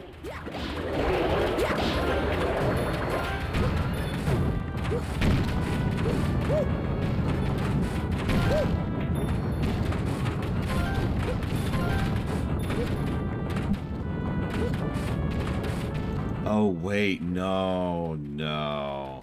Okay, so I was thinking a simple, you've been kidnapped and you've decided to make your own way out as the approach for the Peach game.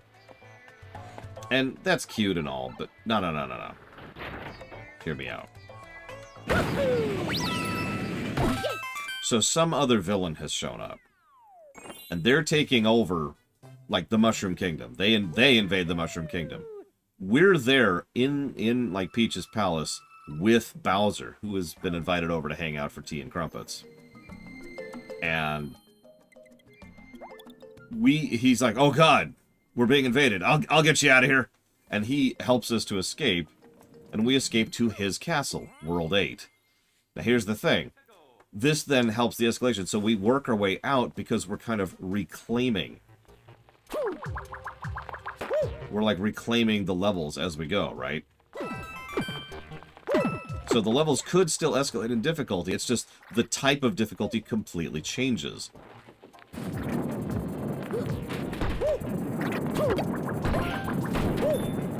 You know, we start off, like, at the outer edges of it, probably in a tutorial land, going through several of, you know, Bowser's areas, and essentially Bowser's minions are like, yeah, sure, here, let's get you into the vibe of this. This is the stuff Mario usually does, and she's like, yeah, no, I got this. And by the time we get further and further out, we're actually fighting what's-his-face's minions, whoever the evil person is. Yeah, exactly. We're liberating Bowser's levels as we work our way back. And that's why the Mushroom Kingdom is actually the hardest stage, is because that's where they first invaded, and therefore are the most entrenched.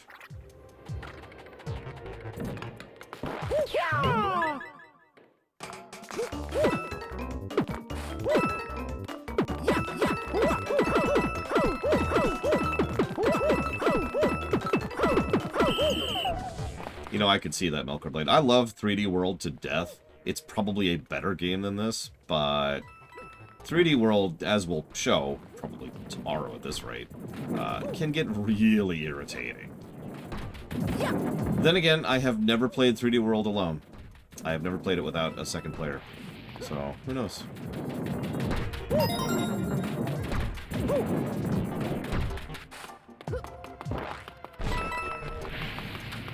Like, as you're getting further and further back, you start to recruit new people who,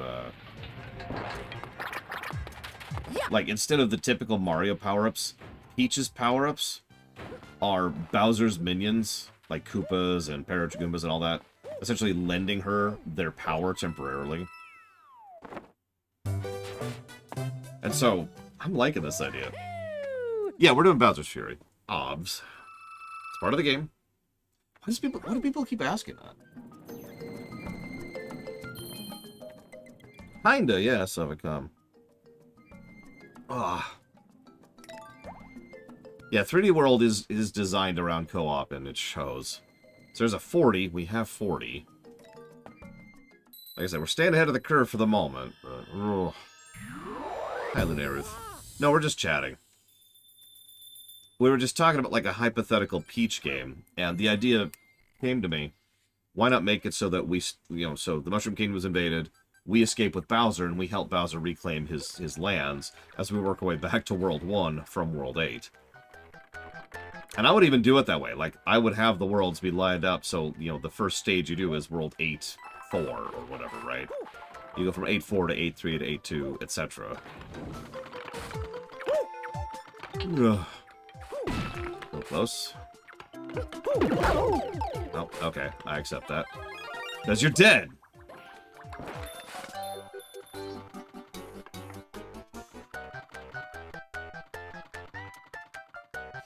If I could fusion Mario with a villain from another franchise. Ooh. Oh, absolutely, Lunaruth. Pretty much as it is in lore. At least in the RPGs. My first thought was Ganon. My very first thought was Ganon, but I'm walking back from that a little bit. Let me think about that. It's not like the Marioverse can't stand actually evil villains. In fact, it has quite a few. Pretty much every villain from the RPG verse. Oh, Jesus. Hi.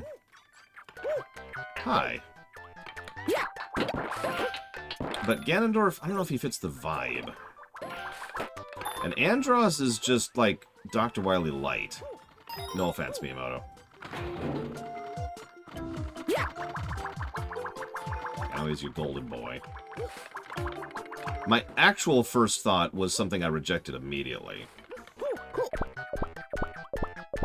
Ridley. Is Smithy evil? Yes. Oh my god, yes.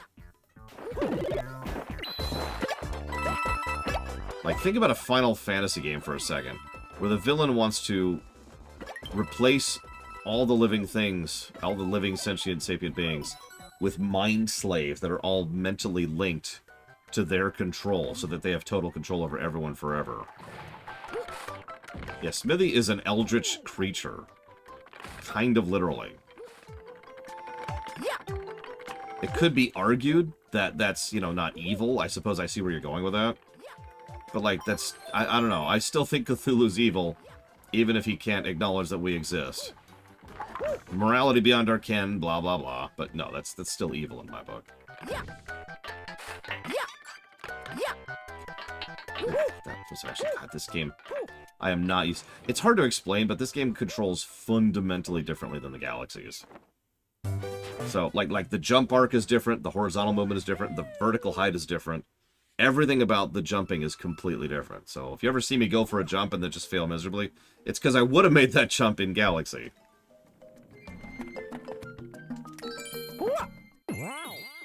Anyways, Mario versus Lavos.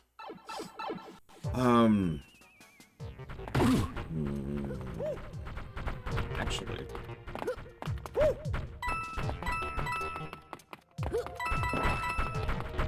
I mean, to stay on brand, I could say Mario vs. Xehanort, but, most people would be like, who? Yeah, all that low gravity was helping Mario out. Now he's back to his normal jump height.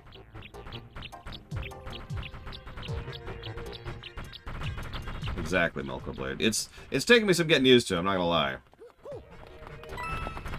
I suck, etc. I deserve to die, blah, blah, blah. Alright, I'm literally Hitler. I was thinking about King K. Rool, but if I'm being totally honest, I'm not a big fan of the Kremlins as a villainous crew. Never have been.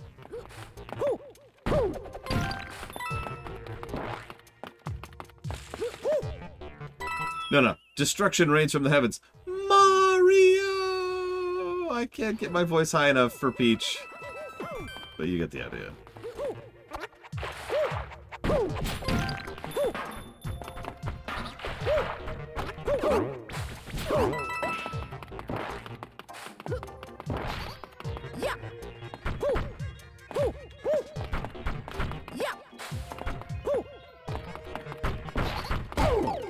Ow. Remind me to go fill up on power-ups after this, by the way. Keeps kind of throwing me here. I mean, I've voice acted Peach before. And for those of you who think I'm joking, no, I really have. Not for anything official, but for the Paper Mario 2 Theater, that was me as Peach.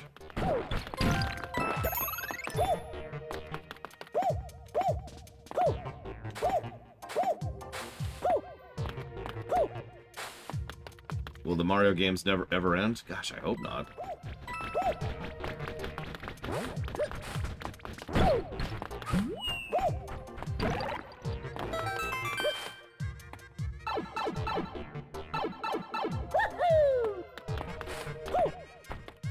Who was the Nightmare Queen?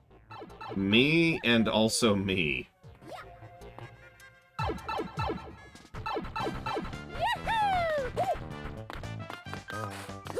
You know what, let's not be fancy. We're small. Let's just finish the stage. We got 2 coins. That's good. Let's just stick with that. You'll notice that in addition to the difficulty, the quality of the stages is going up, too. So that's always good.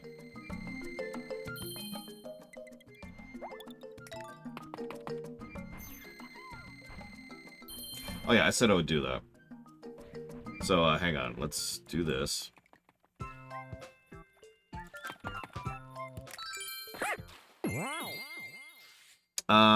No, I believe Bragwin and Deutschkind were only female actresses for, excuse me, for Paper Mario 2. So everyone else had to be voiced by, you know, me, essentially. My voice was higher back then, so I could get away with it more.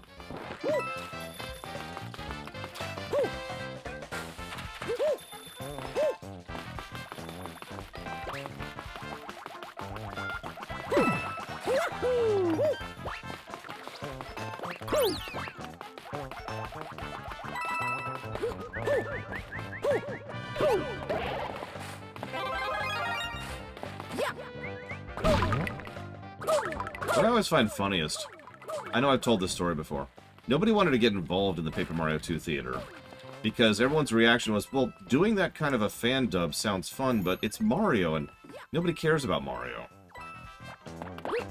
So, like, I got, like, what, 10 actors? I forget, I've looked it up. Not a large number of actors for that project.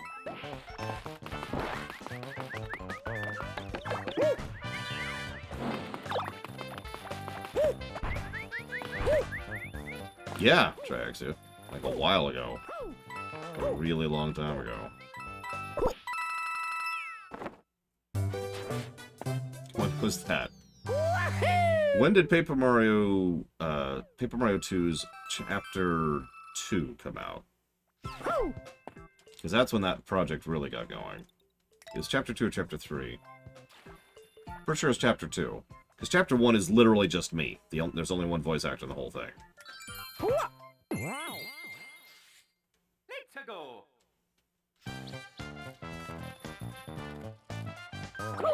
You don't have to, Mr. Red. I know I'm too demanding, and I know you hate doing highlight reels.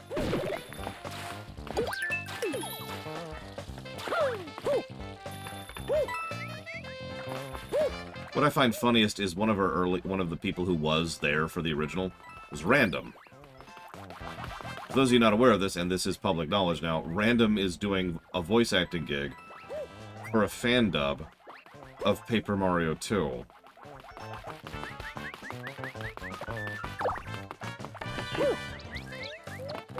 Yes, really.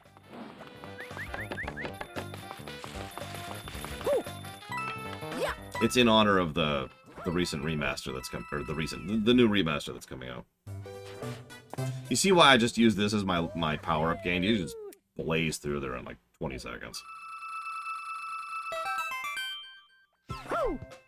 Actually, it is, Evo, but the problem is, back then... Ow. Oh, that's just the mushroom stage. And that's just a mushroom thing. Back then I just didn't have a lot of actors in general. I'm not sure, Triaxia. So, I only had Bragwin, and that was it. When it came to FF9, I originally had trouble getting hold of female actresses. And then that problem went away when we got past the, you know, the gap. The Chapter 5 gap. As soon as we hit full production on FF9, I had females coming out of my ears. Hell, we even switched, Lena from a male actor to a female actress.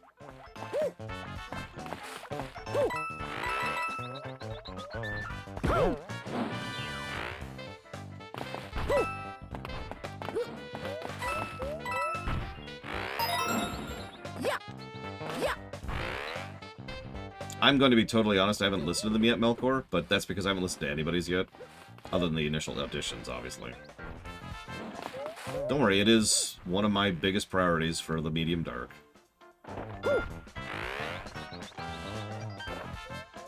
See you around, Mr. Red. Yeah, I've just got women everywhere. Women for days, yo.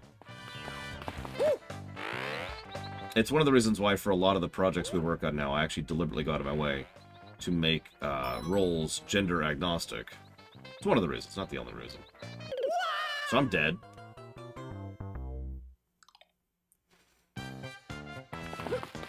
Hey, Sean.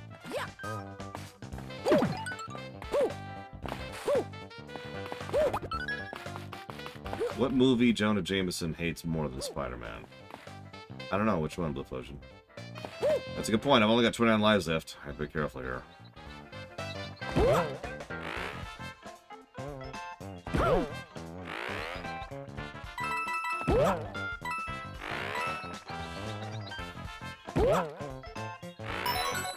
I mean, at this point, I might as well be actually focusing on getting these stupid coins, because I'm apparently going to need either 100 of them or 290. Good lord.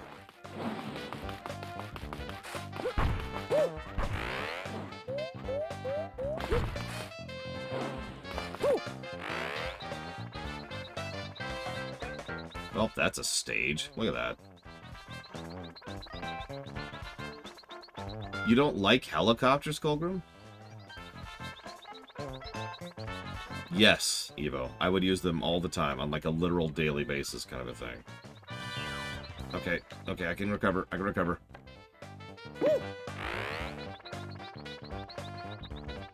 Maybe. That's too early. Yep, no. Okay, I accept. I accept death.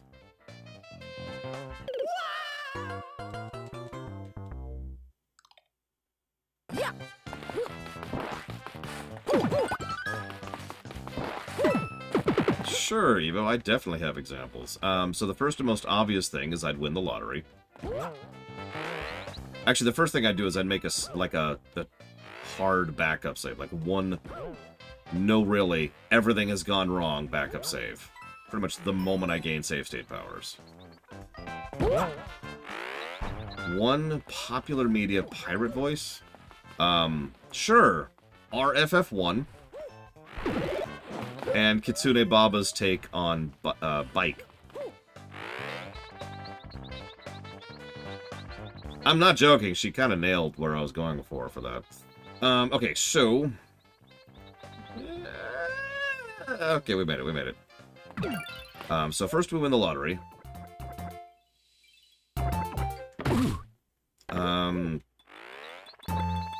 Let's see...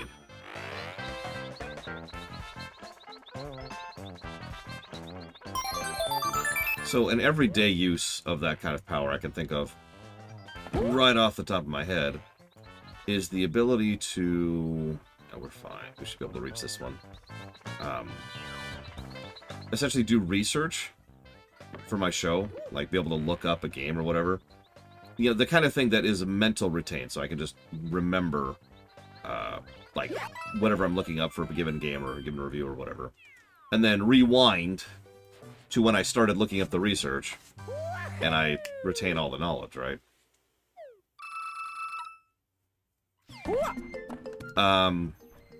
Someone else link Lunae with that. I don't have the ability to go link things right now. 50. God, we're falling behind here. Yeah, exactly. Save myself a little bit of time. So that wouldn't work for some things. Like, I couldn't do editing that way because I'd lose the progress. But I could retain up here. I would also prove to a couple of people that I had time state powers because I'm saying, hey, say something. And then they would say something, and then I rewind, and I'd be like, hey, say something, and this is what you're going to say. And they'd be like, and repeat however many times it takes to convince them. No, Kitsune Baba... First of all, I don't want Kitsune Baba to voice 2 pirate characters in a row. That's obviously not something I find ideal from a casting perspective. Second of all, I'd rather retain her for some of the other more major roles in the future RFFs. Like, she's definitely in the running for my current pick for Celeste, for example. Assuming she's interested in it. I haven't actually seen her talk lately that much. If the universe is that random, then there's no point in save state powers other than preventing death. Now, don't mistake me, preventing death is nice, but, like, that's it, right? And even that wouldn't be certain if there was a true, you know, randomization to the universe.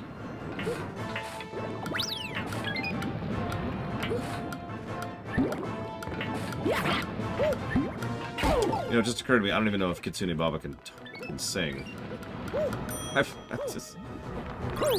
Like I said, that's one of the reasons why getting that casting done is something that's a high priority for me. I need to get on that.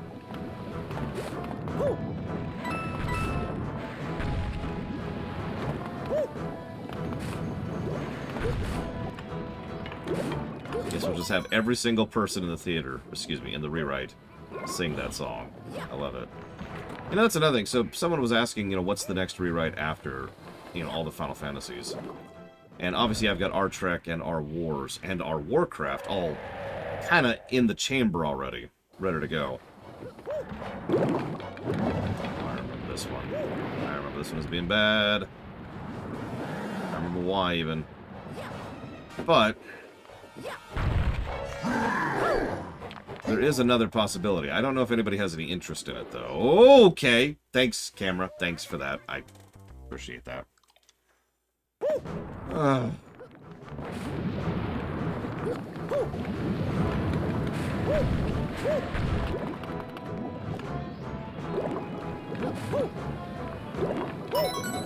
I thought the pattern... I thought it was going to go right, Colgrim. It was just a leap of faith. Then the camera's like, hey, check it out, you're dead. And I'm like, oh, okay. No, it's the extant, actually.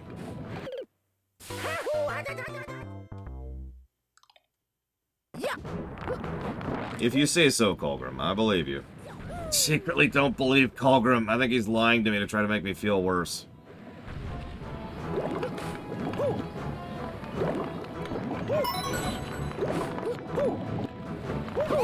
But no, I was thinking about going towards like, you know, we finish the RFFs. That's definitely the first major project, and then yeah, maybe dipping into the extant instead for our next major project.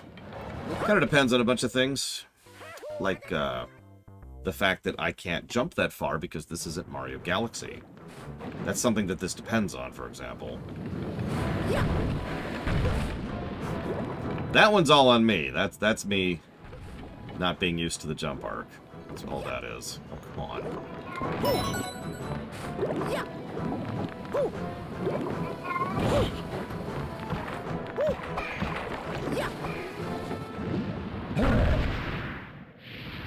I mean, I am reading chat more than reading the game, I'm not gonna lie to you. Which is a really dangerous thing to do in a game this hard.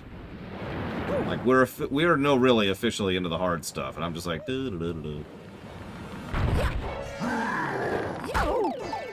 I don't agree with that. Or that. Wow. I don't agree with either of those things happening. Cool.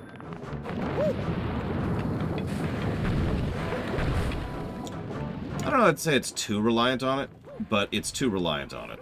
Definitely. Like, it's very clear they were trying to sell the 3D gimmick, and this is the game that... It's the same way that the Mario 64 DS is a little bit too reliant on the DS gimmick. So I've heard people who are close to me describe what it's like not having executive function and not having attention spans. No offense, it sounds like hell. Like, it sounds so terrible that I am very grateful that I do not have that issue. I don't think I could deal with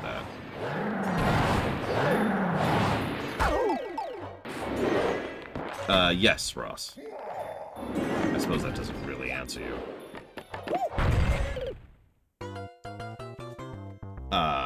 1, 2, 3, 4, 5, 7, 10, 10, 2, 8, no, 12, 8, 9, 6. That's the full list, and in order. I've already got the outline, excuse me, the vague outline, not the codified outline, done. Yeah, I might have to actually just stop paying attention to chat entirely. Give me a second. Time to be boring for a minute.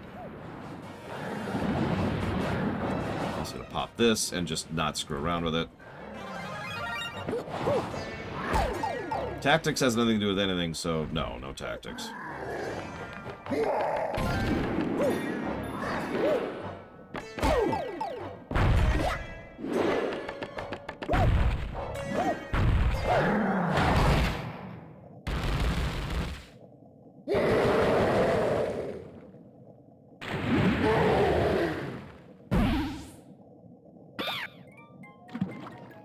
No, that was kind of deliberate. That was damage boosting. Alcor Blade.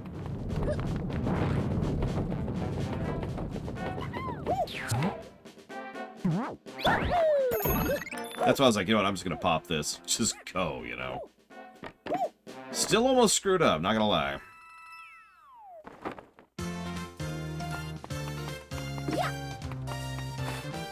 Listen, once I take over the world, Evo, fix it all, just like that. Bam!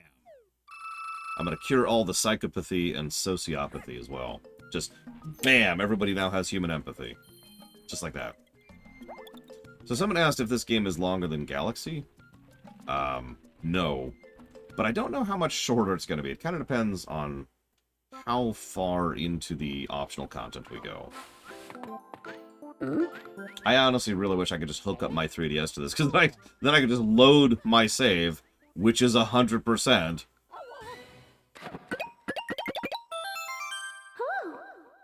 Sure.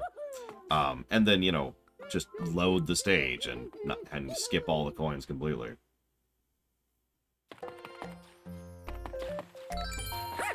Wow. Oh yeah, by the way, there are 9 worlds. We are on world 6.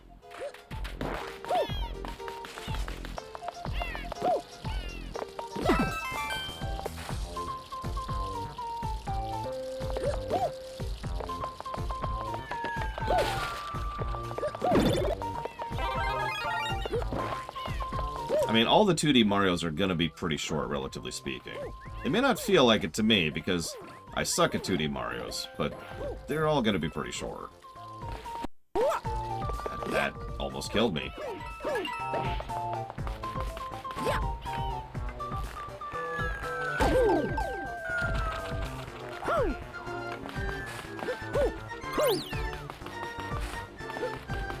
Yeah, like, right? We remember these games as being pretty long. They're not. Like, they're not. We know they're not. Or do we?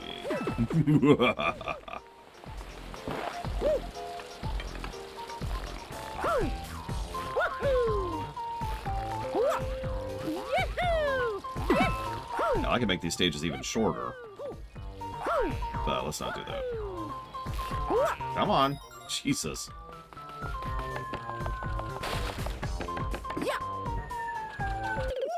I don't know what the hell that was.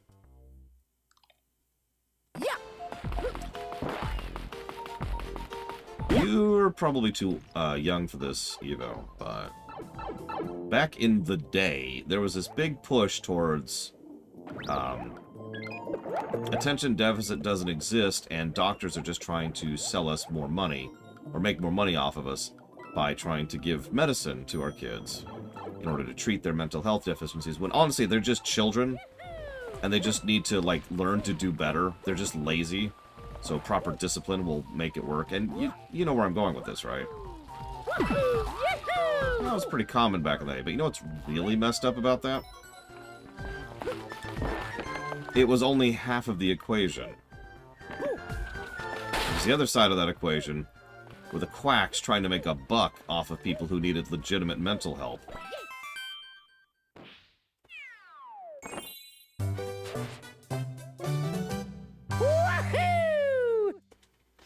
Like, there are certain drugs, this is kind of out of date at this point, but there are certain drugs they were originally, shall we say, testing, which were really, really not cool to give to people who had ADHD. I actually had a friend of mine who was on something, I don't remember the drug anymore, and it just kind of did not help him out at all. Like, he did not do well under that.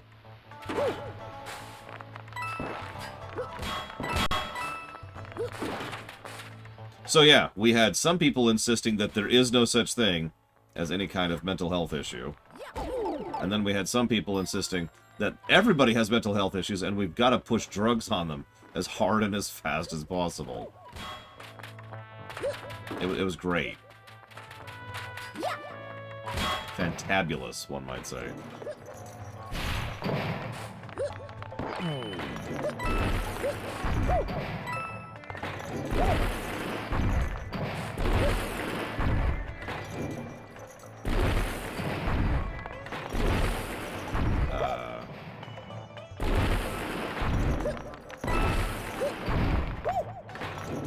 Okay.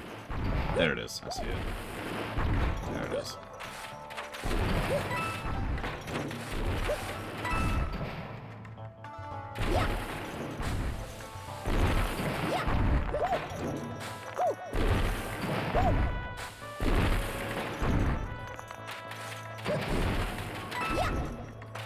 Despite all that, those probably weren't the worst teachers I've ever encountered. No, the worst teacher I ever encountered was someone who was like... So, I skipped a grade at one point in time, right? Well, my teacher's reaction to that was, "Oh, so you think you're smart, huh?" And so when I went up to the new grade, they didn't teach anything. I mean, at all. I mean, imagine showing up for school and just being told to do the homework assignment on a subject you've never even heard of before.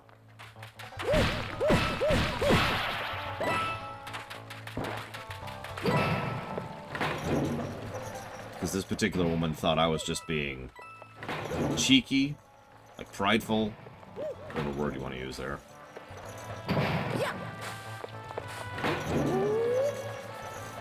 I wouldn't say it's common, no, Colgrim.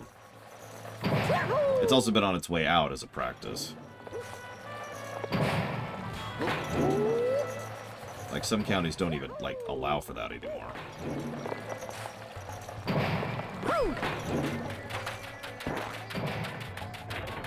Oh, God! Out of the way, out of the way, out of the way!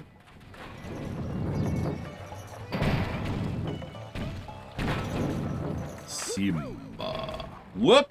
And we're dead.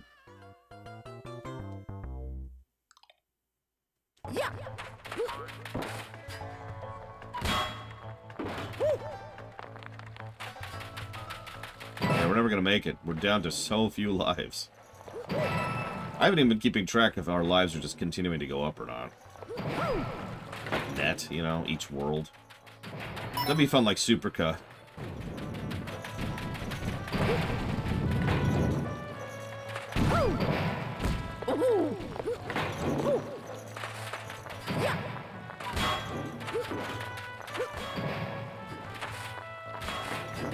I mean, it's certainly more valid difficulty than Lost Levels, I'm just saying.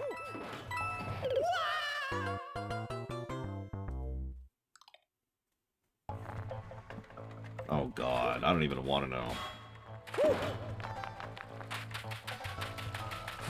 Yeah, I'm sure my mother would not have been particularly happy with me if I had any issues like that. One time, I told her that I really didn't like oatmeal. I remember this incident very, very clearly. Very vividly, you might say. I really didn't like the oatmeal. That was the specific type of oatmeal was the problem. And I really didn't want to eat it. She didn't believe me.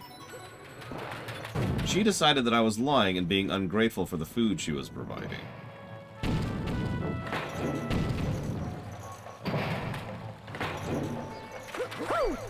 I should probably mention that in the 80s, oatmeal was not what you would call expensive. So it's not like I was snubbing my nose at some kind of steak dinner or something like that.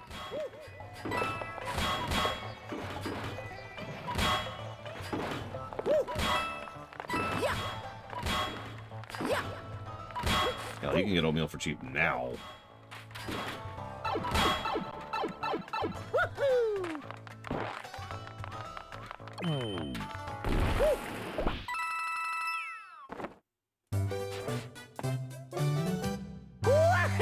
No, the opposite of that, Frisco Born. Oh, my neck. What's funny is I actually really like rolled oats. You know, by itself.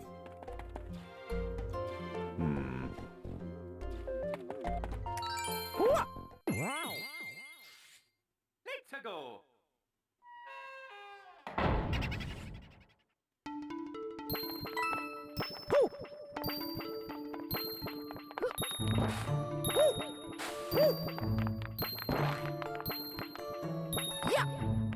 Now we're getting into the really fun levels. As always, ghost houses are just ridiculous. As you can see. Yeah, this, by memory, this is actually one of my favorite stages. Which is funny because I've already died on it once, but whatever.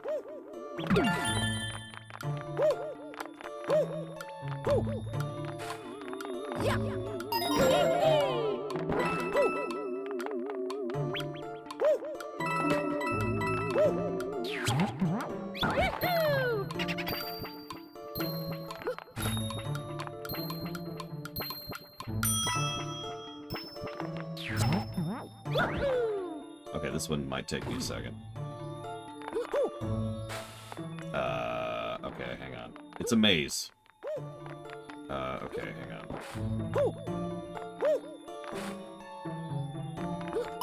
Okay, got that.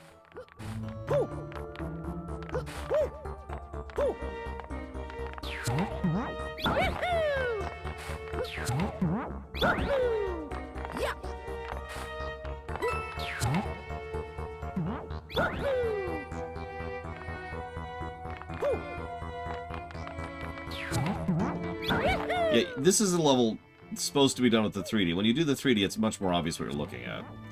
I don't have that option, so I just have to do that without the 3D. Which, you know, I can do. But, you know.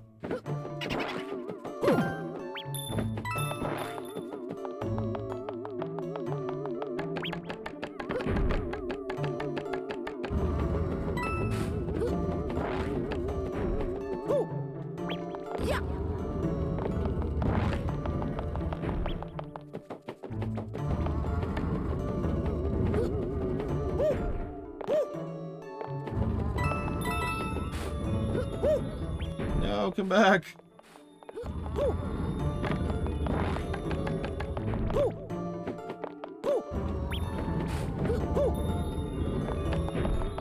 No!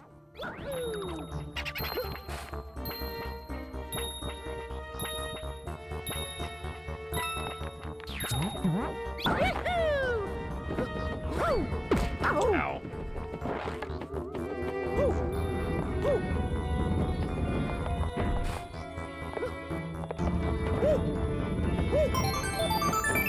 Okay.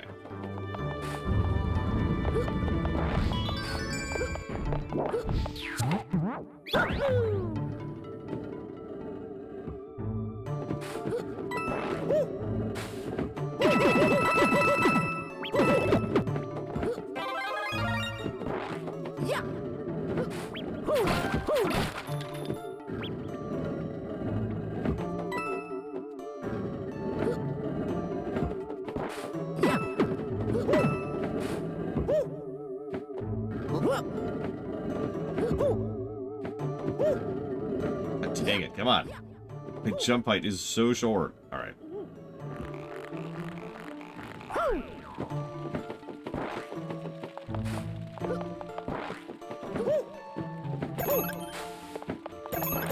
It's all good, Evo. It's just, it's weird because the visuals are good, but like not by the metric we usually use, which is why I'm kind of having so much issues judging it.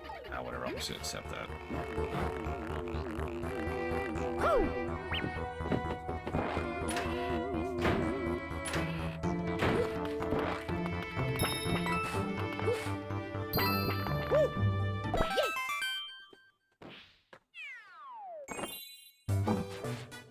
Now, Mario 3D World, I would love to hear your thoughts on when we get there. And I'll be able to load a save on that one, because we'll be playing the Switch version. Which I've done the full co-op. We've 100%ed that, I think. Don't forget to take a break. Punch! So we, at the bare minimum, need...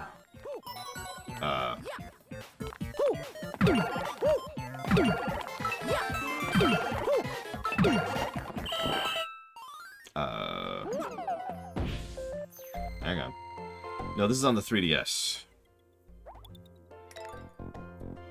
39? No, 37 more coins. We've got a bunch we could get in the earlier worlds. Yeah, I'm starting to get a little worried about that number. You played Galaxy, right? We added 3 beats instead of 2.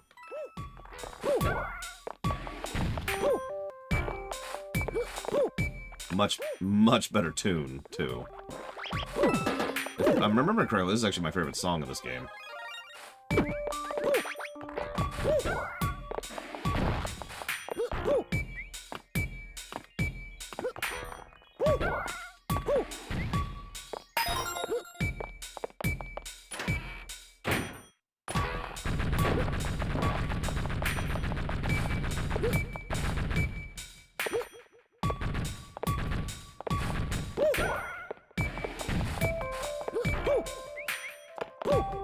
What can I say? I like a good beat. I'd turn that into a Mega Man 5 joke, but nobody would get it.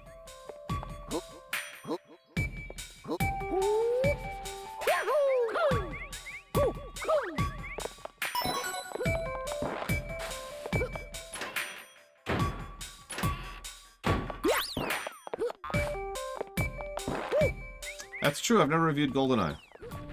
That's... So I don't own GoldenEye. But I think it's on the Switch Online. So it's accessible, at least.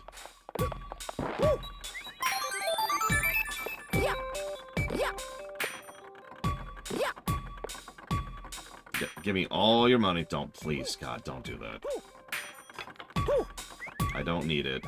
And you can't give me enough to be worth it for that, so don't do that.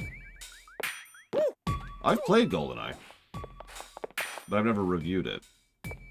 I asked Rain36 a question. Actually, I asked everybody a question earlier.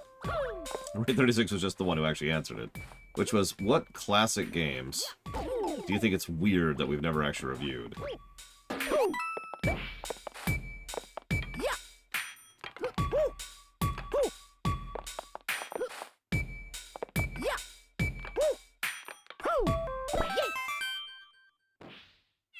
Blood! Ugh.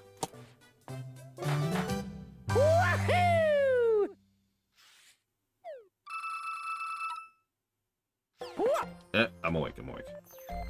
Master of Rhine block is actually on the list. We haven't covered many N64 games at this point. What's that, 60? We're still there, we're still there.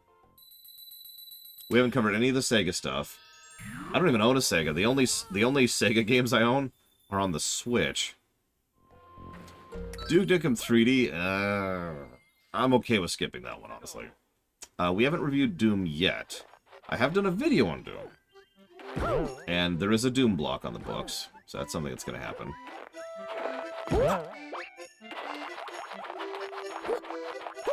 We've only reviewed one Mortal Kombat. In fact, we've only reviewed 2 fighting games total. Oh, I remember this one. But yeah, sorry. So just N64. So we've reviewed.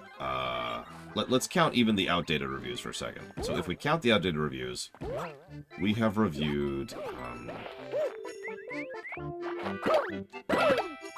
Quest 64, the pinnacle of all N64 games.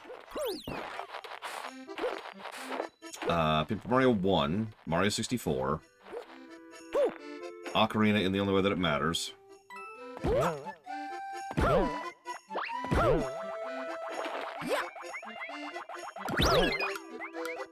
Is that it?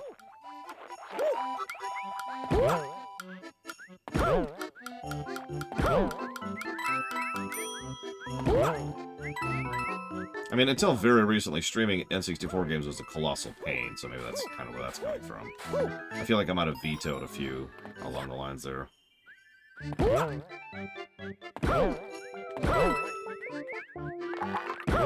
have an itch on my forehead, but there's no real places where I could just pause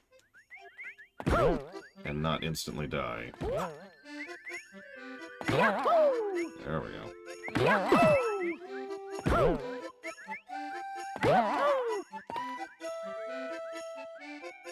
Oh, we have reviewed Majora's Mask.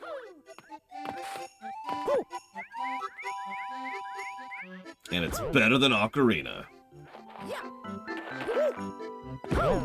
I think. I'm not sure. I haven't checked the new system yet. I keep calling the new system. The new formula yet.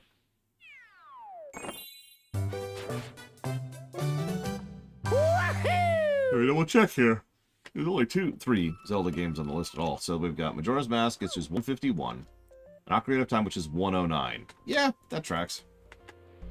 Yeah, the Star Fox block has been sitting languishing there for a while, but you're right, we haven't touched it yet.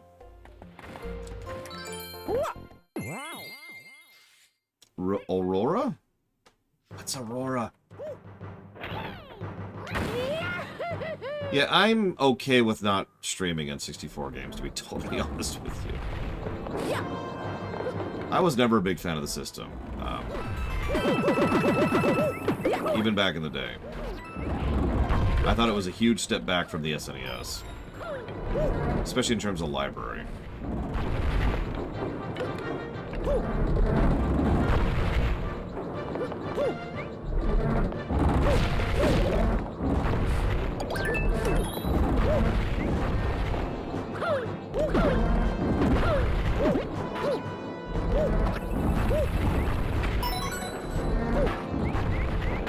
Completely blind jump there, don't mind me.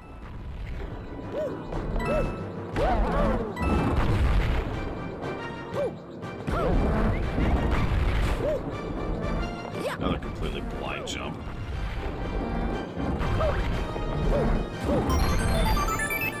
Yeah,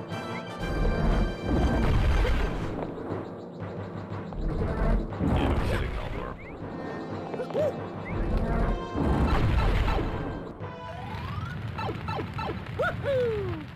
Well, if you prefer your current take over your old take, Linearuth, then I believes you. I ain't gonna challenge you on it. Well, I mean, I might challenge you on it, but if you delete the old take, then I can't challenge you on it, so... I'm just saying. Delete history. Okay? I'm not sure why that was hitting me. I don't feel like doing this stage again, so we're gonna do that.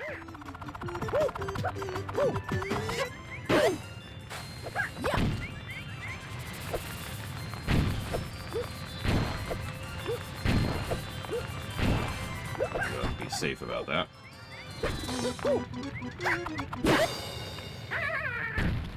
Golden Axe, Genesis.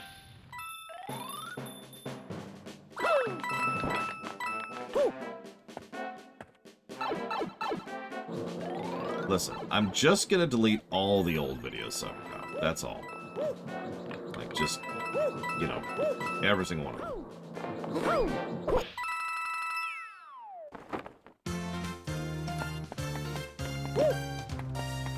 I do agree, ironically, I do agree that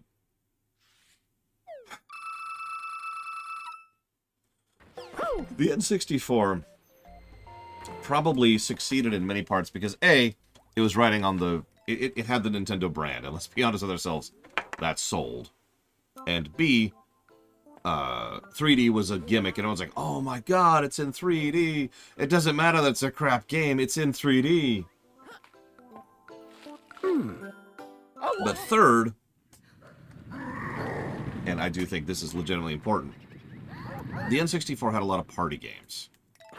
It had a lot of support for local co-op, and it was, I believe, correct me if I'm wrong, one of the first games to offer 4-player co-op just in the box, right? PS1 had 2 players, SNES had 2 players, you had to get an accessory to go above 2.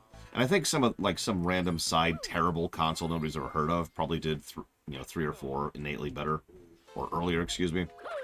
But my point is, the N64 out of the box did 4-player co-op. Yeah, Mario Party, Mario Kart, Bomberman 64, which actually I didn't know at the time, but was apparently quite a seller. And yeah, GoldenEye. There are others that I can't think of right now, but you get the point.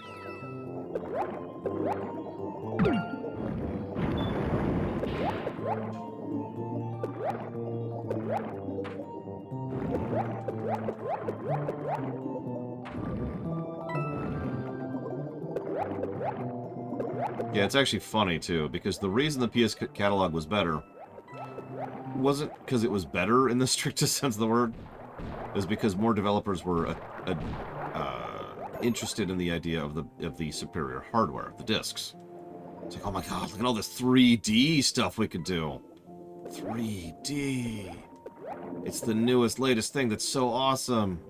And, you know, old stodgy morons like me are sitting there like, but this 3D looks like crap. It's so terrible. Why are you interested in it? But everyone's like, 3D! And so a lot of developers flocked to the PS1, which meant you had a lot of talent working on the console, which means you had a lot of games, good, bad, and in between.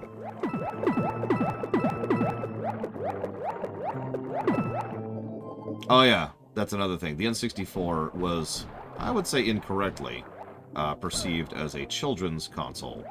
And the PS1 was perceived as the adult's console. Which is the kind of mentality that I've been fighting against for literally my entire life.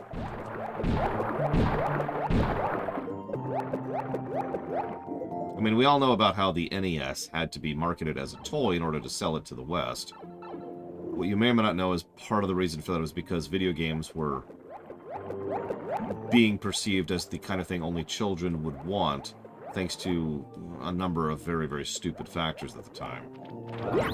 Despite the fact that the majority of people who played video games prior to then were adults.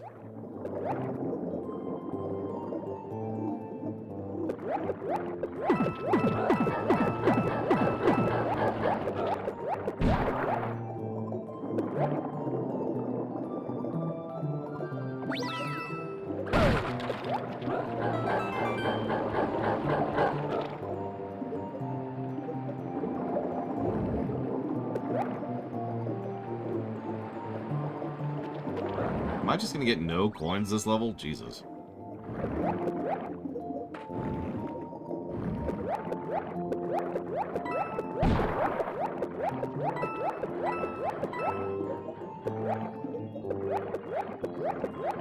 Get one.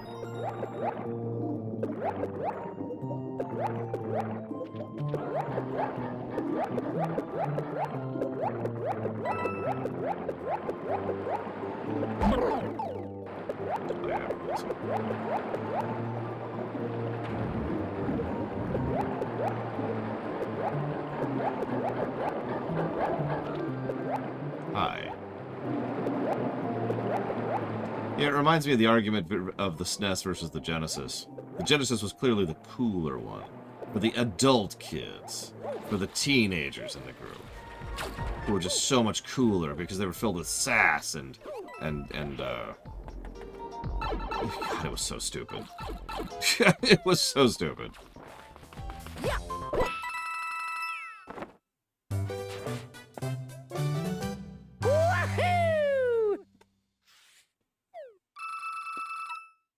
I mean, you remember the Genesis commercials, right? Because they really leaned into that. They were trying really hard to appeal to that particular demographic. Let's go. They were trying to lean into gross, and they were trying to lean into disrespectful and edgy. You know, the 90s shtick. I mean, Sonic literally was birthed out of the idea of trying to make a less clean mascot than Mario. The youth of today argument.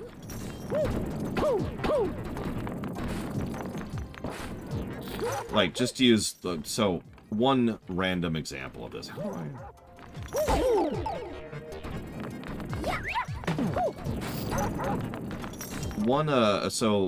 but most of you are probably aware of a little series called Mortal Kombat. What you may or may not be aware of is the fact that... What the hell was that? That Mortal Kombat 1 got a port to the SNES and to the Genesis. The SNES version had some relatively minor, but it did have some censorship with regards to the blood and the fatalities, okay? The Genesis version did not.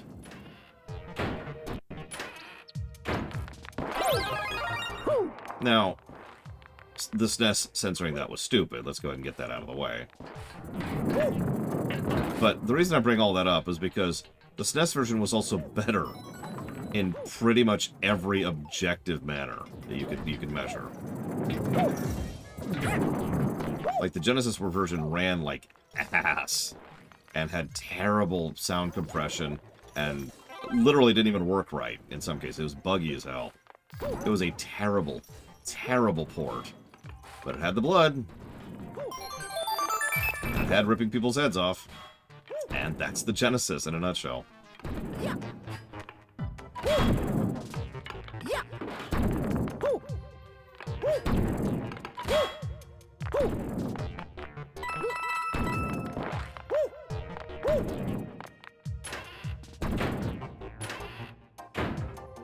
I'm sorry, Lunaroth.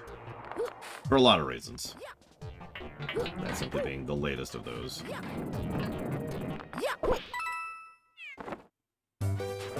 You know what's funny is I remember almost every single one of these stages really well, because I've done each of them like 3 or 4 times. And you're probably wondering, why? Why would you replay these stages so much? Well, because starting, I think, with Mario Wii on the Wii, that is to say New Super Mario Bros. On the Wii, there's this thing where you get an extra 100%ing thing for getting the top of the flagpole. So, first you had to get the 3 coins, and you have to do it in one run. But then you had to get the top of the flagpole. And you notice almost every one of these, which has a top of the flagpole, is kind of its own little separate jumping challenge just to reach the top of the flagpole. So, I did a lot of these stages a lot. Wow.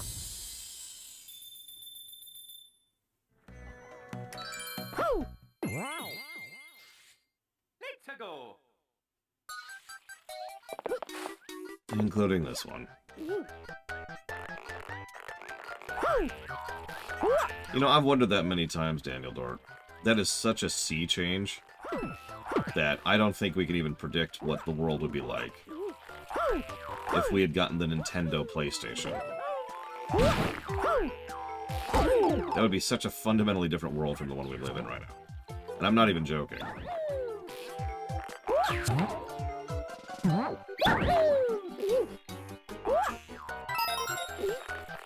I mean, Secret of Mana might have actually been the game it was supposed to be.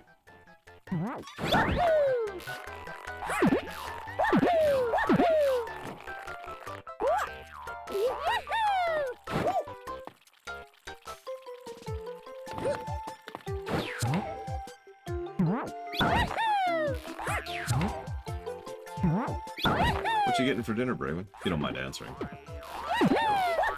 Braven's like, that's an awfully personal question, isn't it?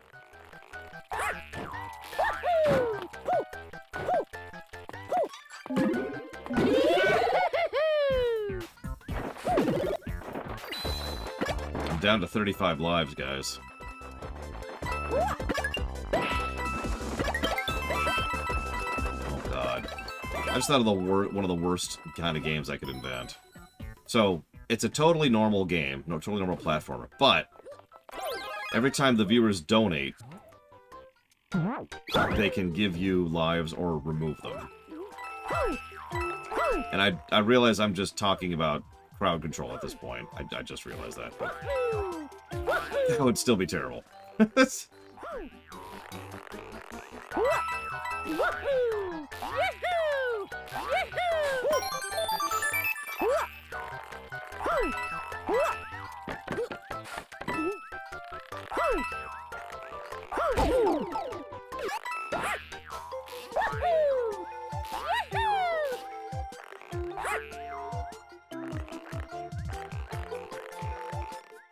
Oh, that's right, today's sushi. Definitely need picks then, Bregman.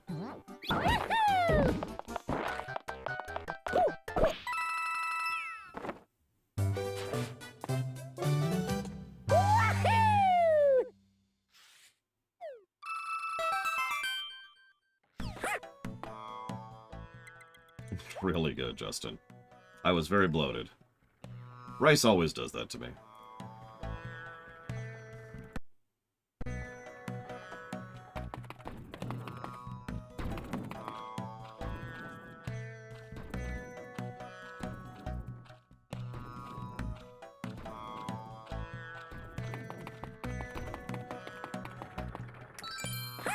Wow. I have had sukiyaki, yes.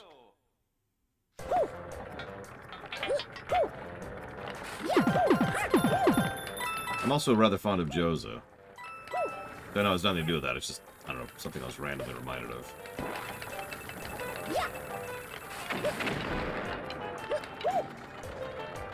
Yes, that's what I want to happen.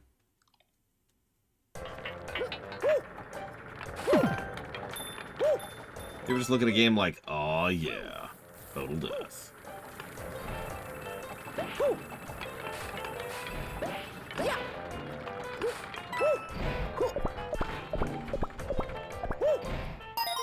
Too early.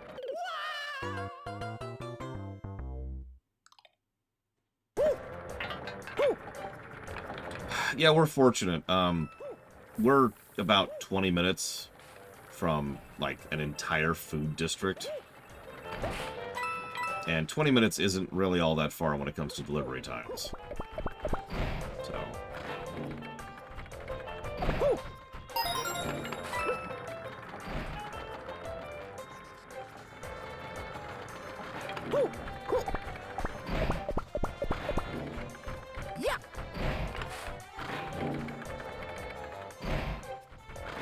No, Daniel Dart. If I really wanted to, I could probably push to finish this game today. But I'm not in that much of a hurry. We'll finish the game tomorrow. The real thing that's going to slow us down is I'm going to need some coins at some point, I'm pretty sure.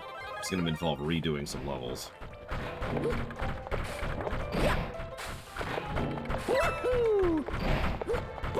Yeah, I will admit over the last few, I guess, weeks, months, however long it's been at this point, I've been ordering out more than I normally would.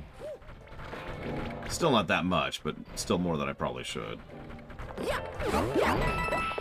I just haven't had time to go grocery shopping, so... What can you do?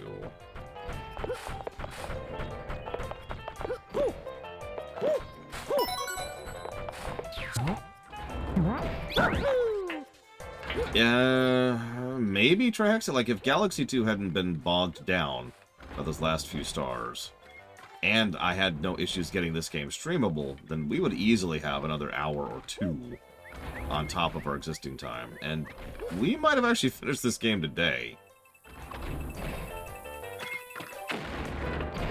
Whoa! Okay. Which is funny, because I'm dying all over the place and not save stating. We're just, you know, pushing through these pretty quickly.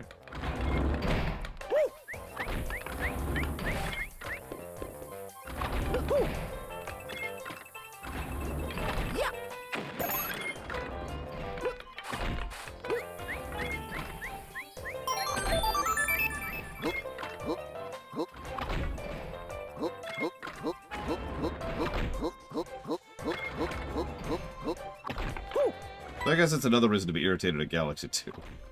Now think about it. Okay, I can save one state. I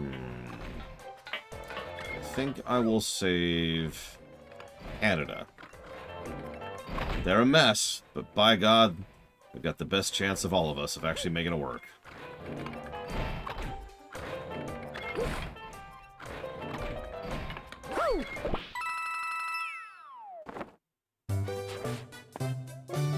Now, if Crazy Norse was here, he'd be like, Norway! But he's not here, so he doesn't get to make that. What's a Canada? Poteen and hockey.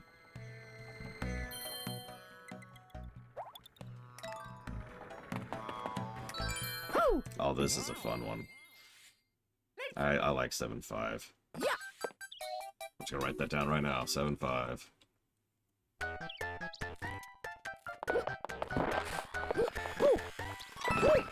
This is borrowing from a gimmick from Galaxy 2, I believe.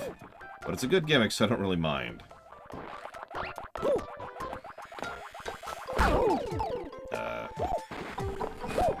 Well, I hope that Goomba is proud of himself, because he just killed himself.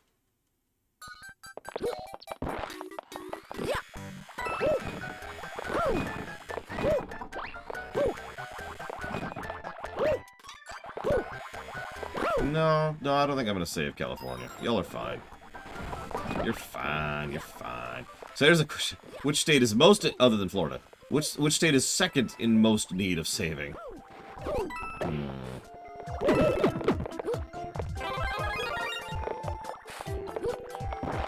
Because it's Florida.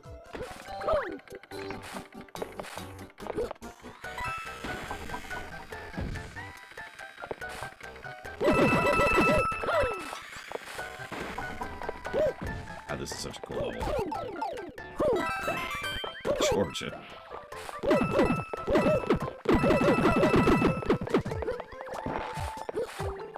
I mean, I'm actually not that familiar with a lot of the state's current state. But last I checked, Kansas could use some freaking help. But yeah, no, the second answer is probably Texas, if we're being honest. So that's two gimme answers. Do we have a real answer anywhere?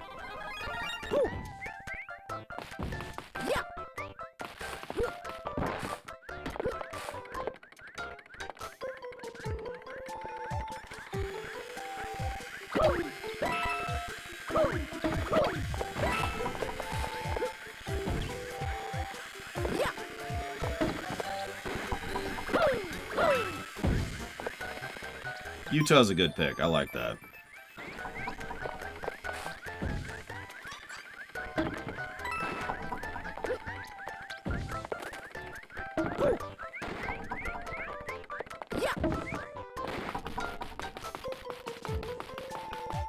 I mean, they are Frisco. So, we have to take over a state first, right? You always got to start somewhere. So where do you start? Texas or Florida? Which do we conquer first? Not that I'm making plans or anything. Let's go. Right? Because you start with the worst, right? Get that over with. Work your way up from there.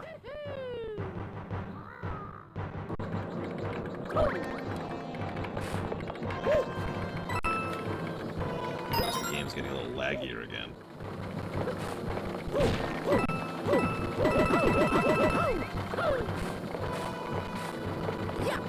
I wonder if the game's getting laggier because we're just played for a long time, or maybe it's just because the save is that bloated. God, this is not a well-optimized game, is it?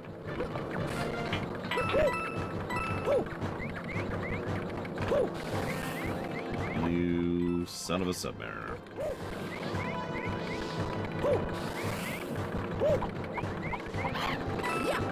Not you in chat, the Kameks, who are, you know, being Kameks right now.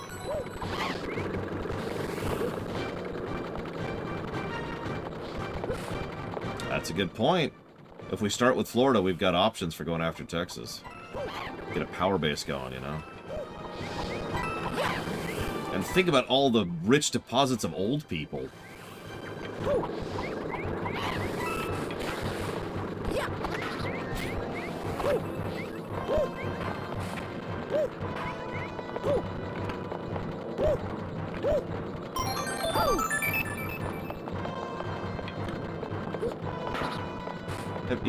Remember that one episode of MLP where, like, Rarity beats the bad guys by whining at them? We just unleash the old people and they just go, yeah, and just whine. It's time for trouble. Better make it double.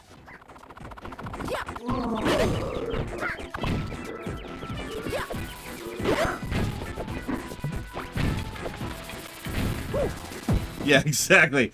This is what I can't even do it. I can't even do it. God, Tabitha St. Germain is just a national treasure.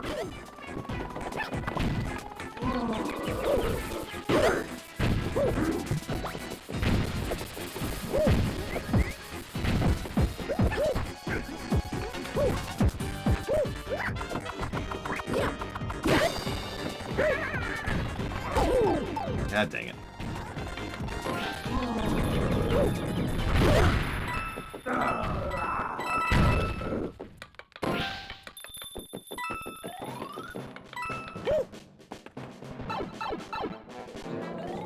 You know, that's another thing. Florida would probably be a lot easier to invade than Texas.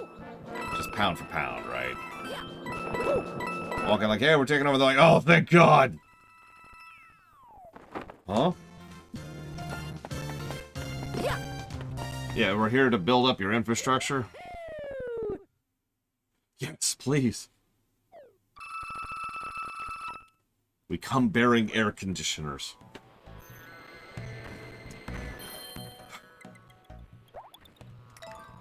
So how's World 7? Good stuff in World 7. But now it's time for the Dark World. Hmm?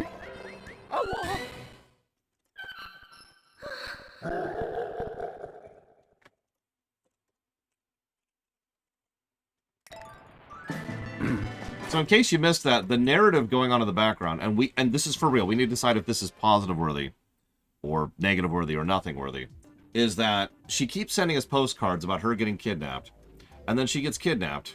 There are 9. Traxia. She gets kidnapped, and then she breaks out, and then right before the end, she gets recaptured. And that's it. That's the story. As told in those postcards.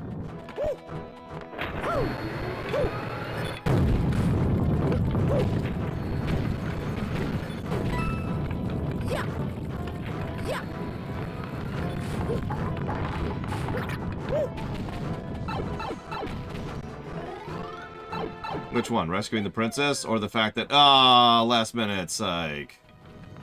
Because, I mean, both are valid. I mean, hatred of both are valid.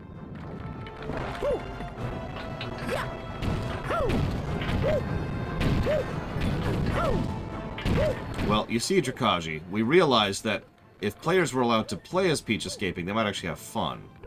And we're not actually allowed to have fun. We're contractually obligated to avoid fun, unless under a very explicit circumstance, of which this obviously does not qualify.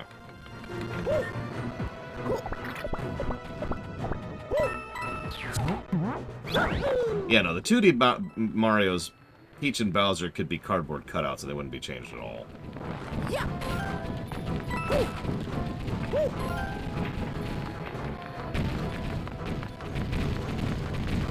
I'm not saying that as an insult, I'm saying that as a statement of fact.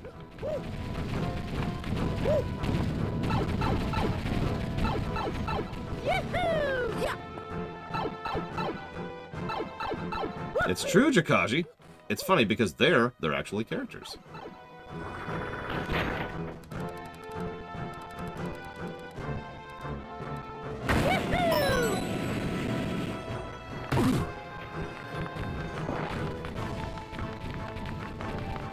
Yeah, Mario's character is... he doesn't like mushrooms.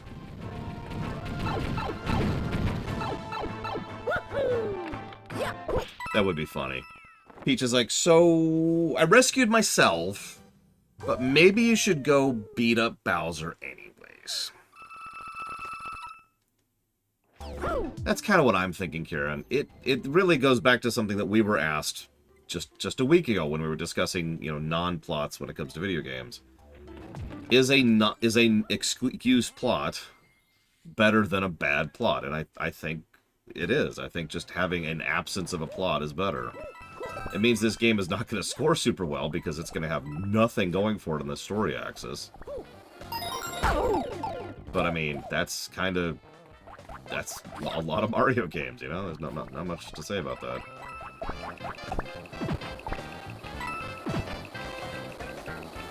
That's true. You know what I like even more than mushrooms, though, Evo? Onions.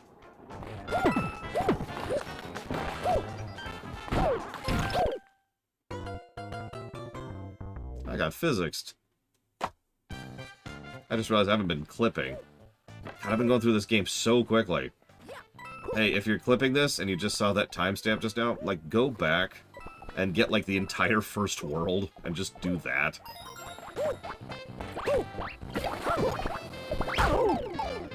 You little snot. Listen, Evo. When I take over Florida, and then Canada, I'm gonna take you to Maui and be like, alright, try this. And you're like, now! And I'm like, nope, you're not 12. You're a grown adult. Act like it. And then you do, like, the slapping thing,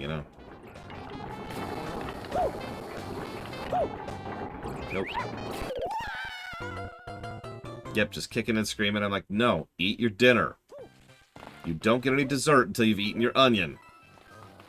Secretly, the dessert is also that onion.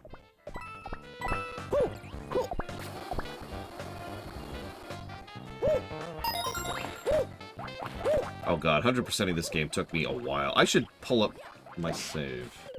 You know what, really quick. I'll be right back.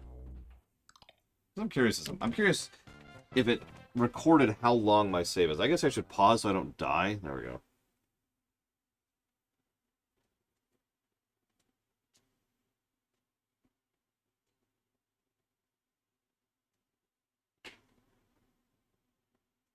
Oh, what do we got? Oh, there it is, 3D Land. Easy.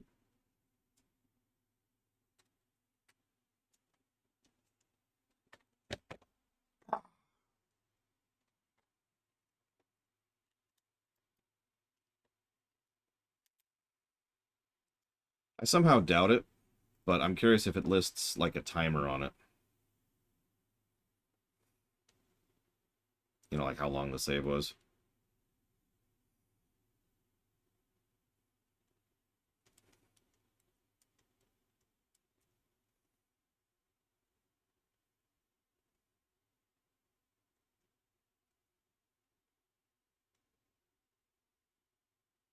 It does not. It does say how many lives I lost doing it. Would anyone like to guess how many lives I lost in my 100% run?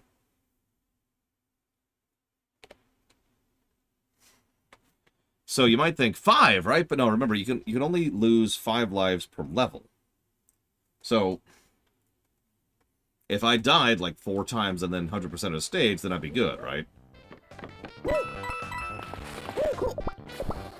And like what would very commonly happen is I would die once and then, do it. Which, hell, you've been seeing me do that on this version of the game, so.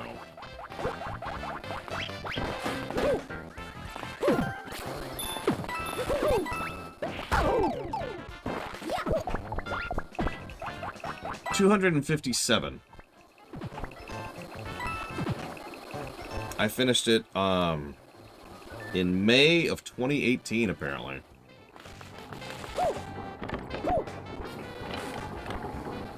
Yeah, Daniel Dort wins that by sheer virtue of being the only one to guess that high. Where does it say the playtime? I don't see the playtime.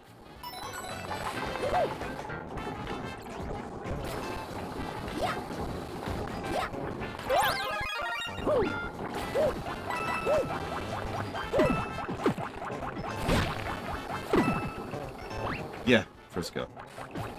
For a no really 100%. I have no really 100% at every Mario game except for 2, which I plan to do during these runs, actually. I mean, I have, but not recently, no. Thank you for not letting go of the life-saving rod. Okay, hang on. Let me figure out where this activity log is.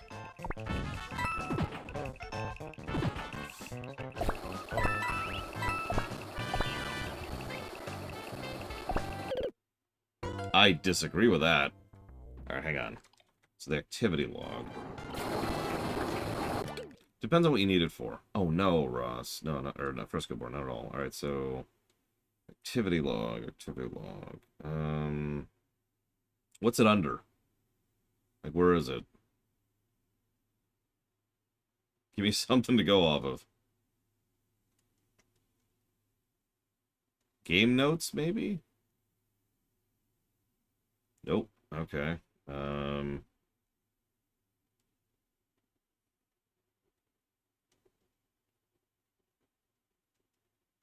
Oh, I found it.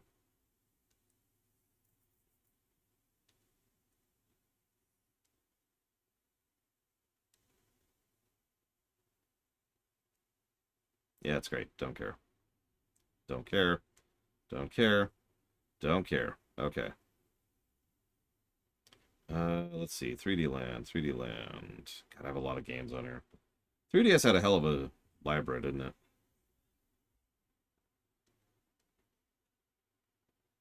That's lower than I thought. 16 hours and 56 minutes. I mean, I know I used a walkthrough, but that's way less time than I was expecting that to be. Got like 10.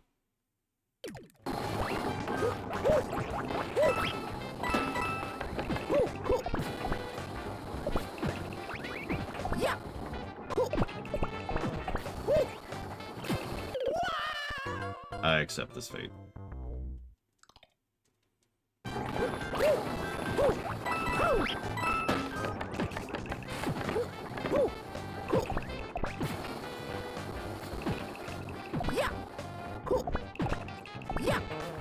Listen, I just play games to win, Melkor played. No, I was pretty committed to that one. Whoops, that was not even close to what I meant to hit. Okay, sure. And death. I mean, my Elden Ring run is, I believe, not counting MMOs, still our fourth longest run in the books. That's a long friggin' game. So, Steam Deck. Depends on what you want it for, Ross. If you want to be able to play controller-esque games on the go, yeah, go for it. It's the second time that's happened. So, like, you want to play, like, Mega Man stuff, or Celeste, or Hollow Knight, or, anything like that. That kind of a thing is valid for that cut. I think I'm losing concentration a bit. It is pretty much when I'm supposed to cut off every day. And these levels are not easy. Oh, I see what happened earlier. I wonder I died. So I don't actually know what it is off the top of my head. I could look, but then I die, and I know you really want to get me killed.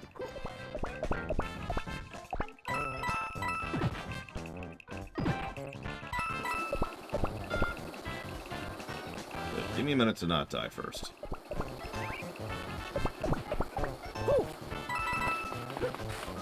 You just... okay. That's mean, but whatever.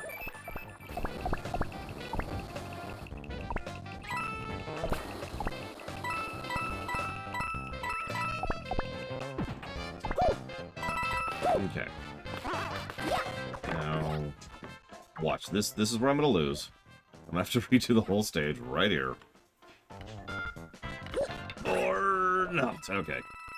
Hey, kiddo. Oh, thank you. Thank you. Thank you for soup.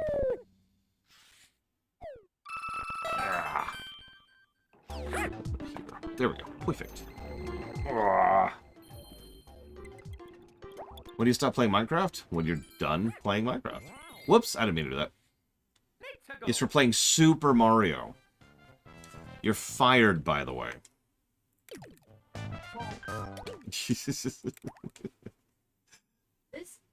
This game is super, and the soup is super, and the game's called Super Mario. Oh yeah, do me a favor, kiddo.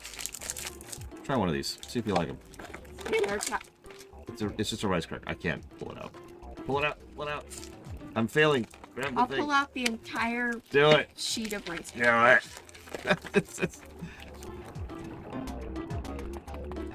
80. Do we have 80? It's okay if you don't like it. I'm just curious what you think.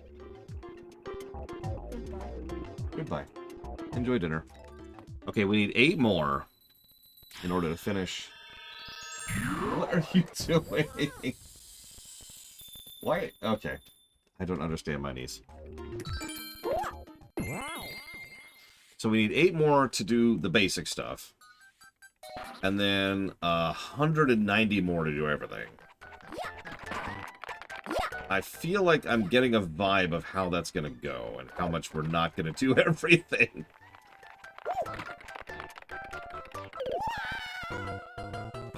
Super Street Fighter 4 is pretty good, but honestly, I always preferred Super Mario Kart, where they just run around in soup cans. I don't know. I can't do puns, okay? That's Evo's job, not mine. I'm not the pun person. God, this is not like all these bubbles. Whoa, whoa, whoa, whoa, whoa, whoa, whoa.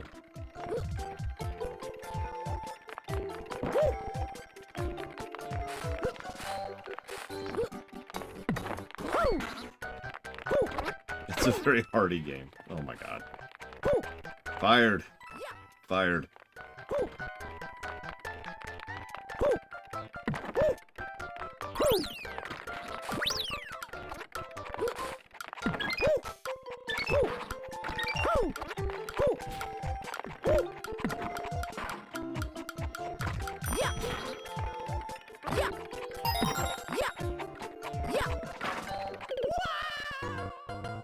You're trying to spin. How's the soup? A little warm. I can see the steam coming off of it. Ah!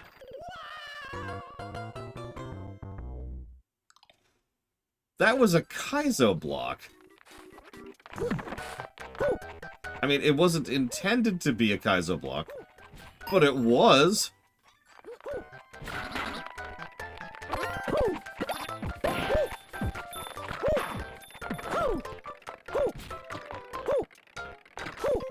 Oh yeah, Mario's brother. Oh my god. I mean, better than the alternative, right?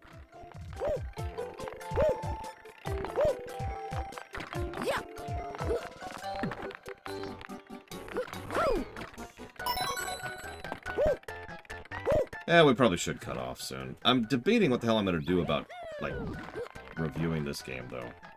PFR is there for a reason, and trust me when I say that we could cover all the extra stages, but it's going to take a while. Getting 290 coins is not going to be a slow process. And by slow, I mean fast. It's not going to be a fast process. It is going to be a slow process.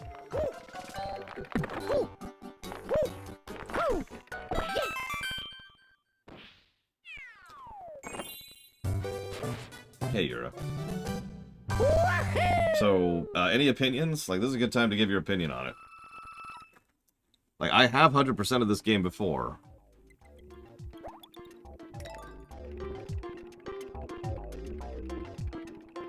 We, let me look something up really quick here. We'll look something up really quick.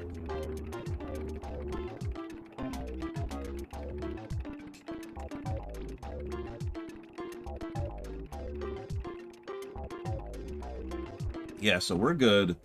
No, in 6 coins we'll be good to beat the game.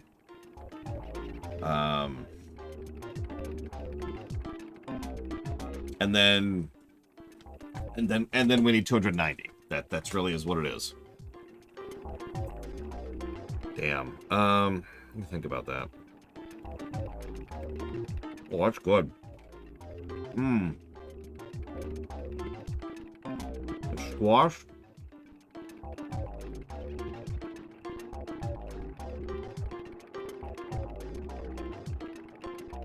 And something else in there. See you around, Kieran. Well, each... So we get 100 coins, and that gives us access to the end of the game. The stage you can see on the bottom screen right there. World 8 Castle. Then 110 gives us the next stage. 120 gives us the next stage. Then 140, 160, 180, 200, 220, and then 230, 240, 250, 260, 270, and then 290. Every one of those set points unlocks an additional stage.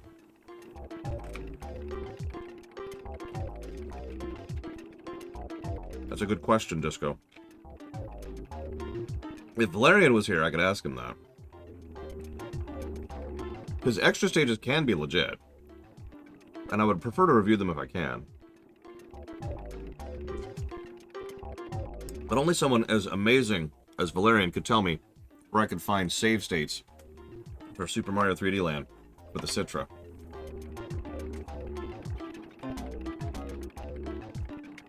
And I don't know, man. That might be too much, even for Valerian.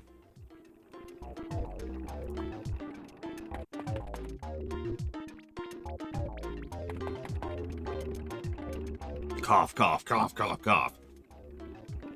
Save me, Valerian. Okay, so positive for the 3D screen.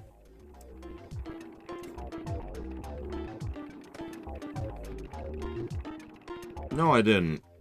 And unfortunately, I can't get anyone's opinion on that.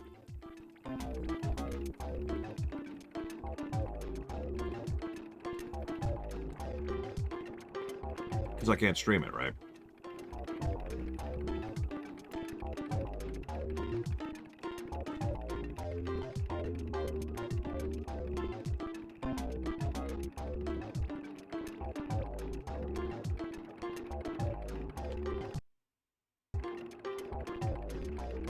Oh God, Ross. What kind of soup? It's some kind of squash soup. It's really, really good. Okay, I'm gonna chop off the local recording. We're finishing this game tomorrow, one way or the other.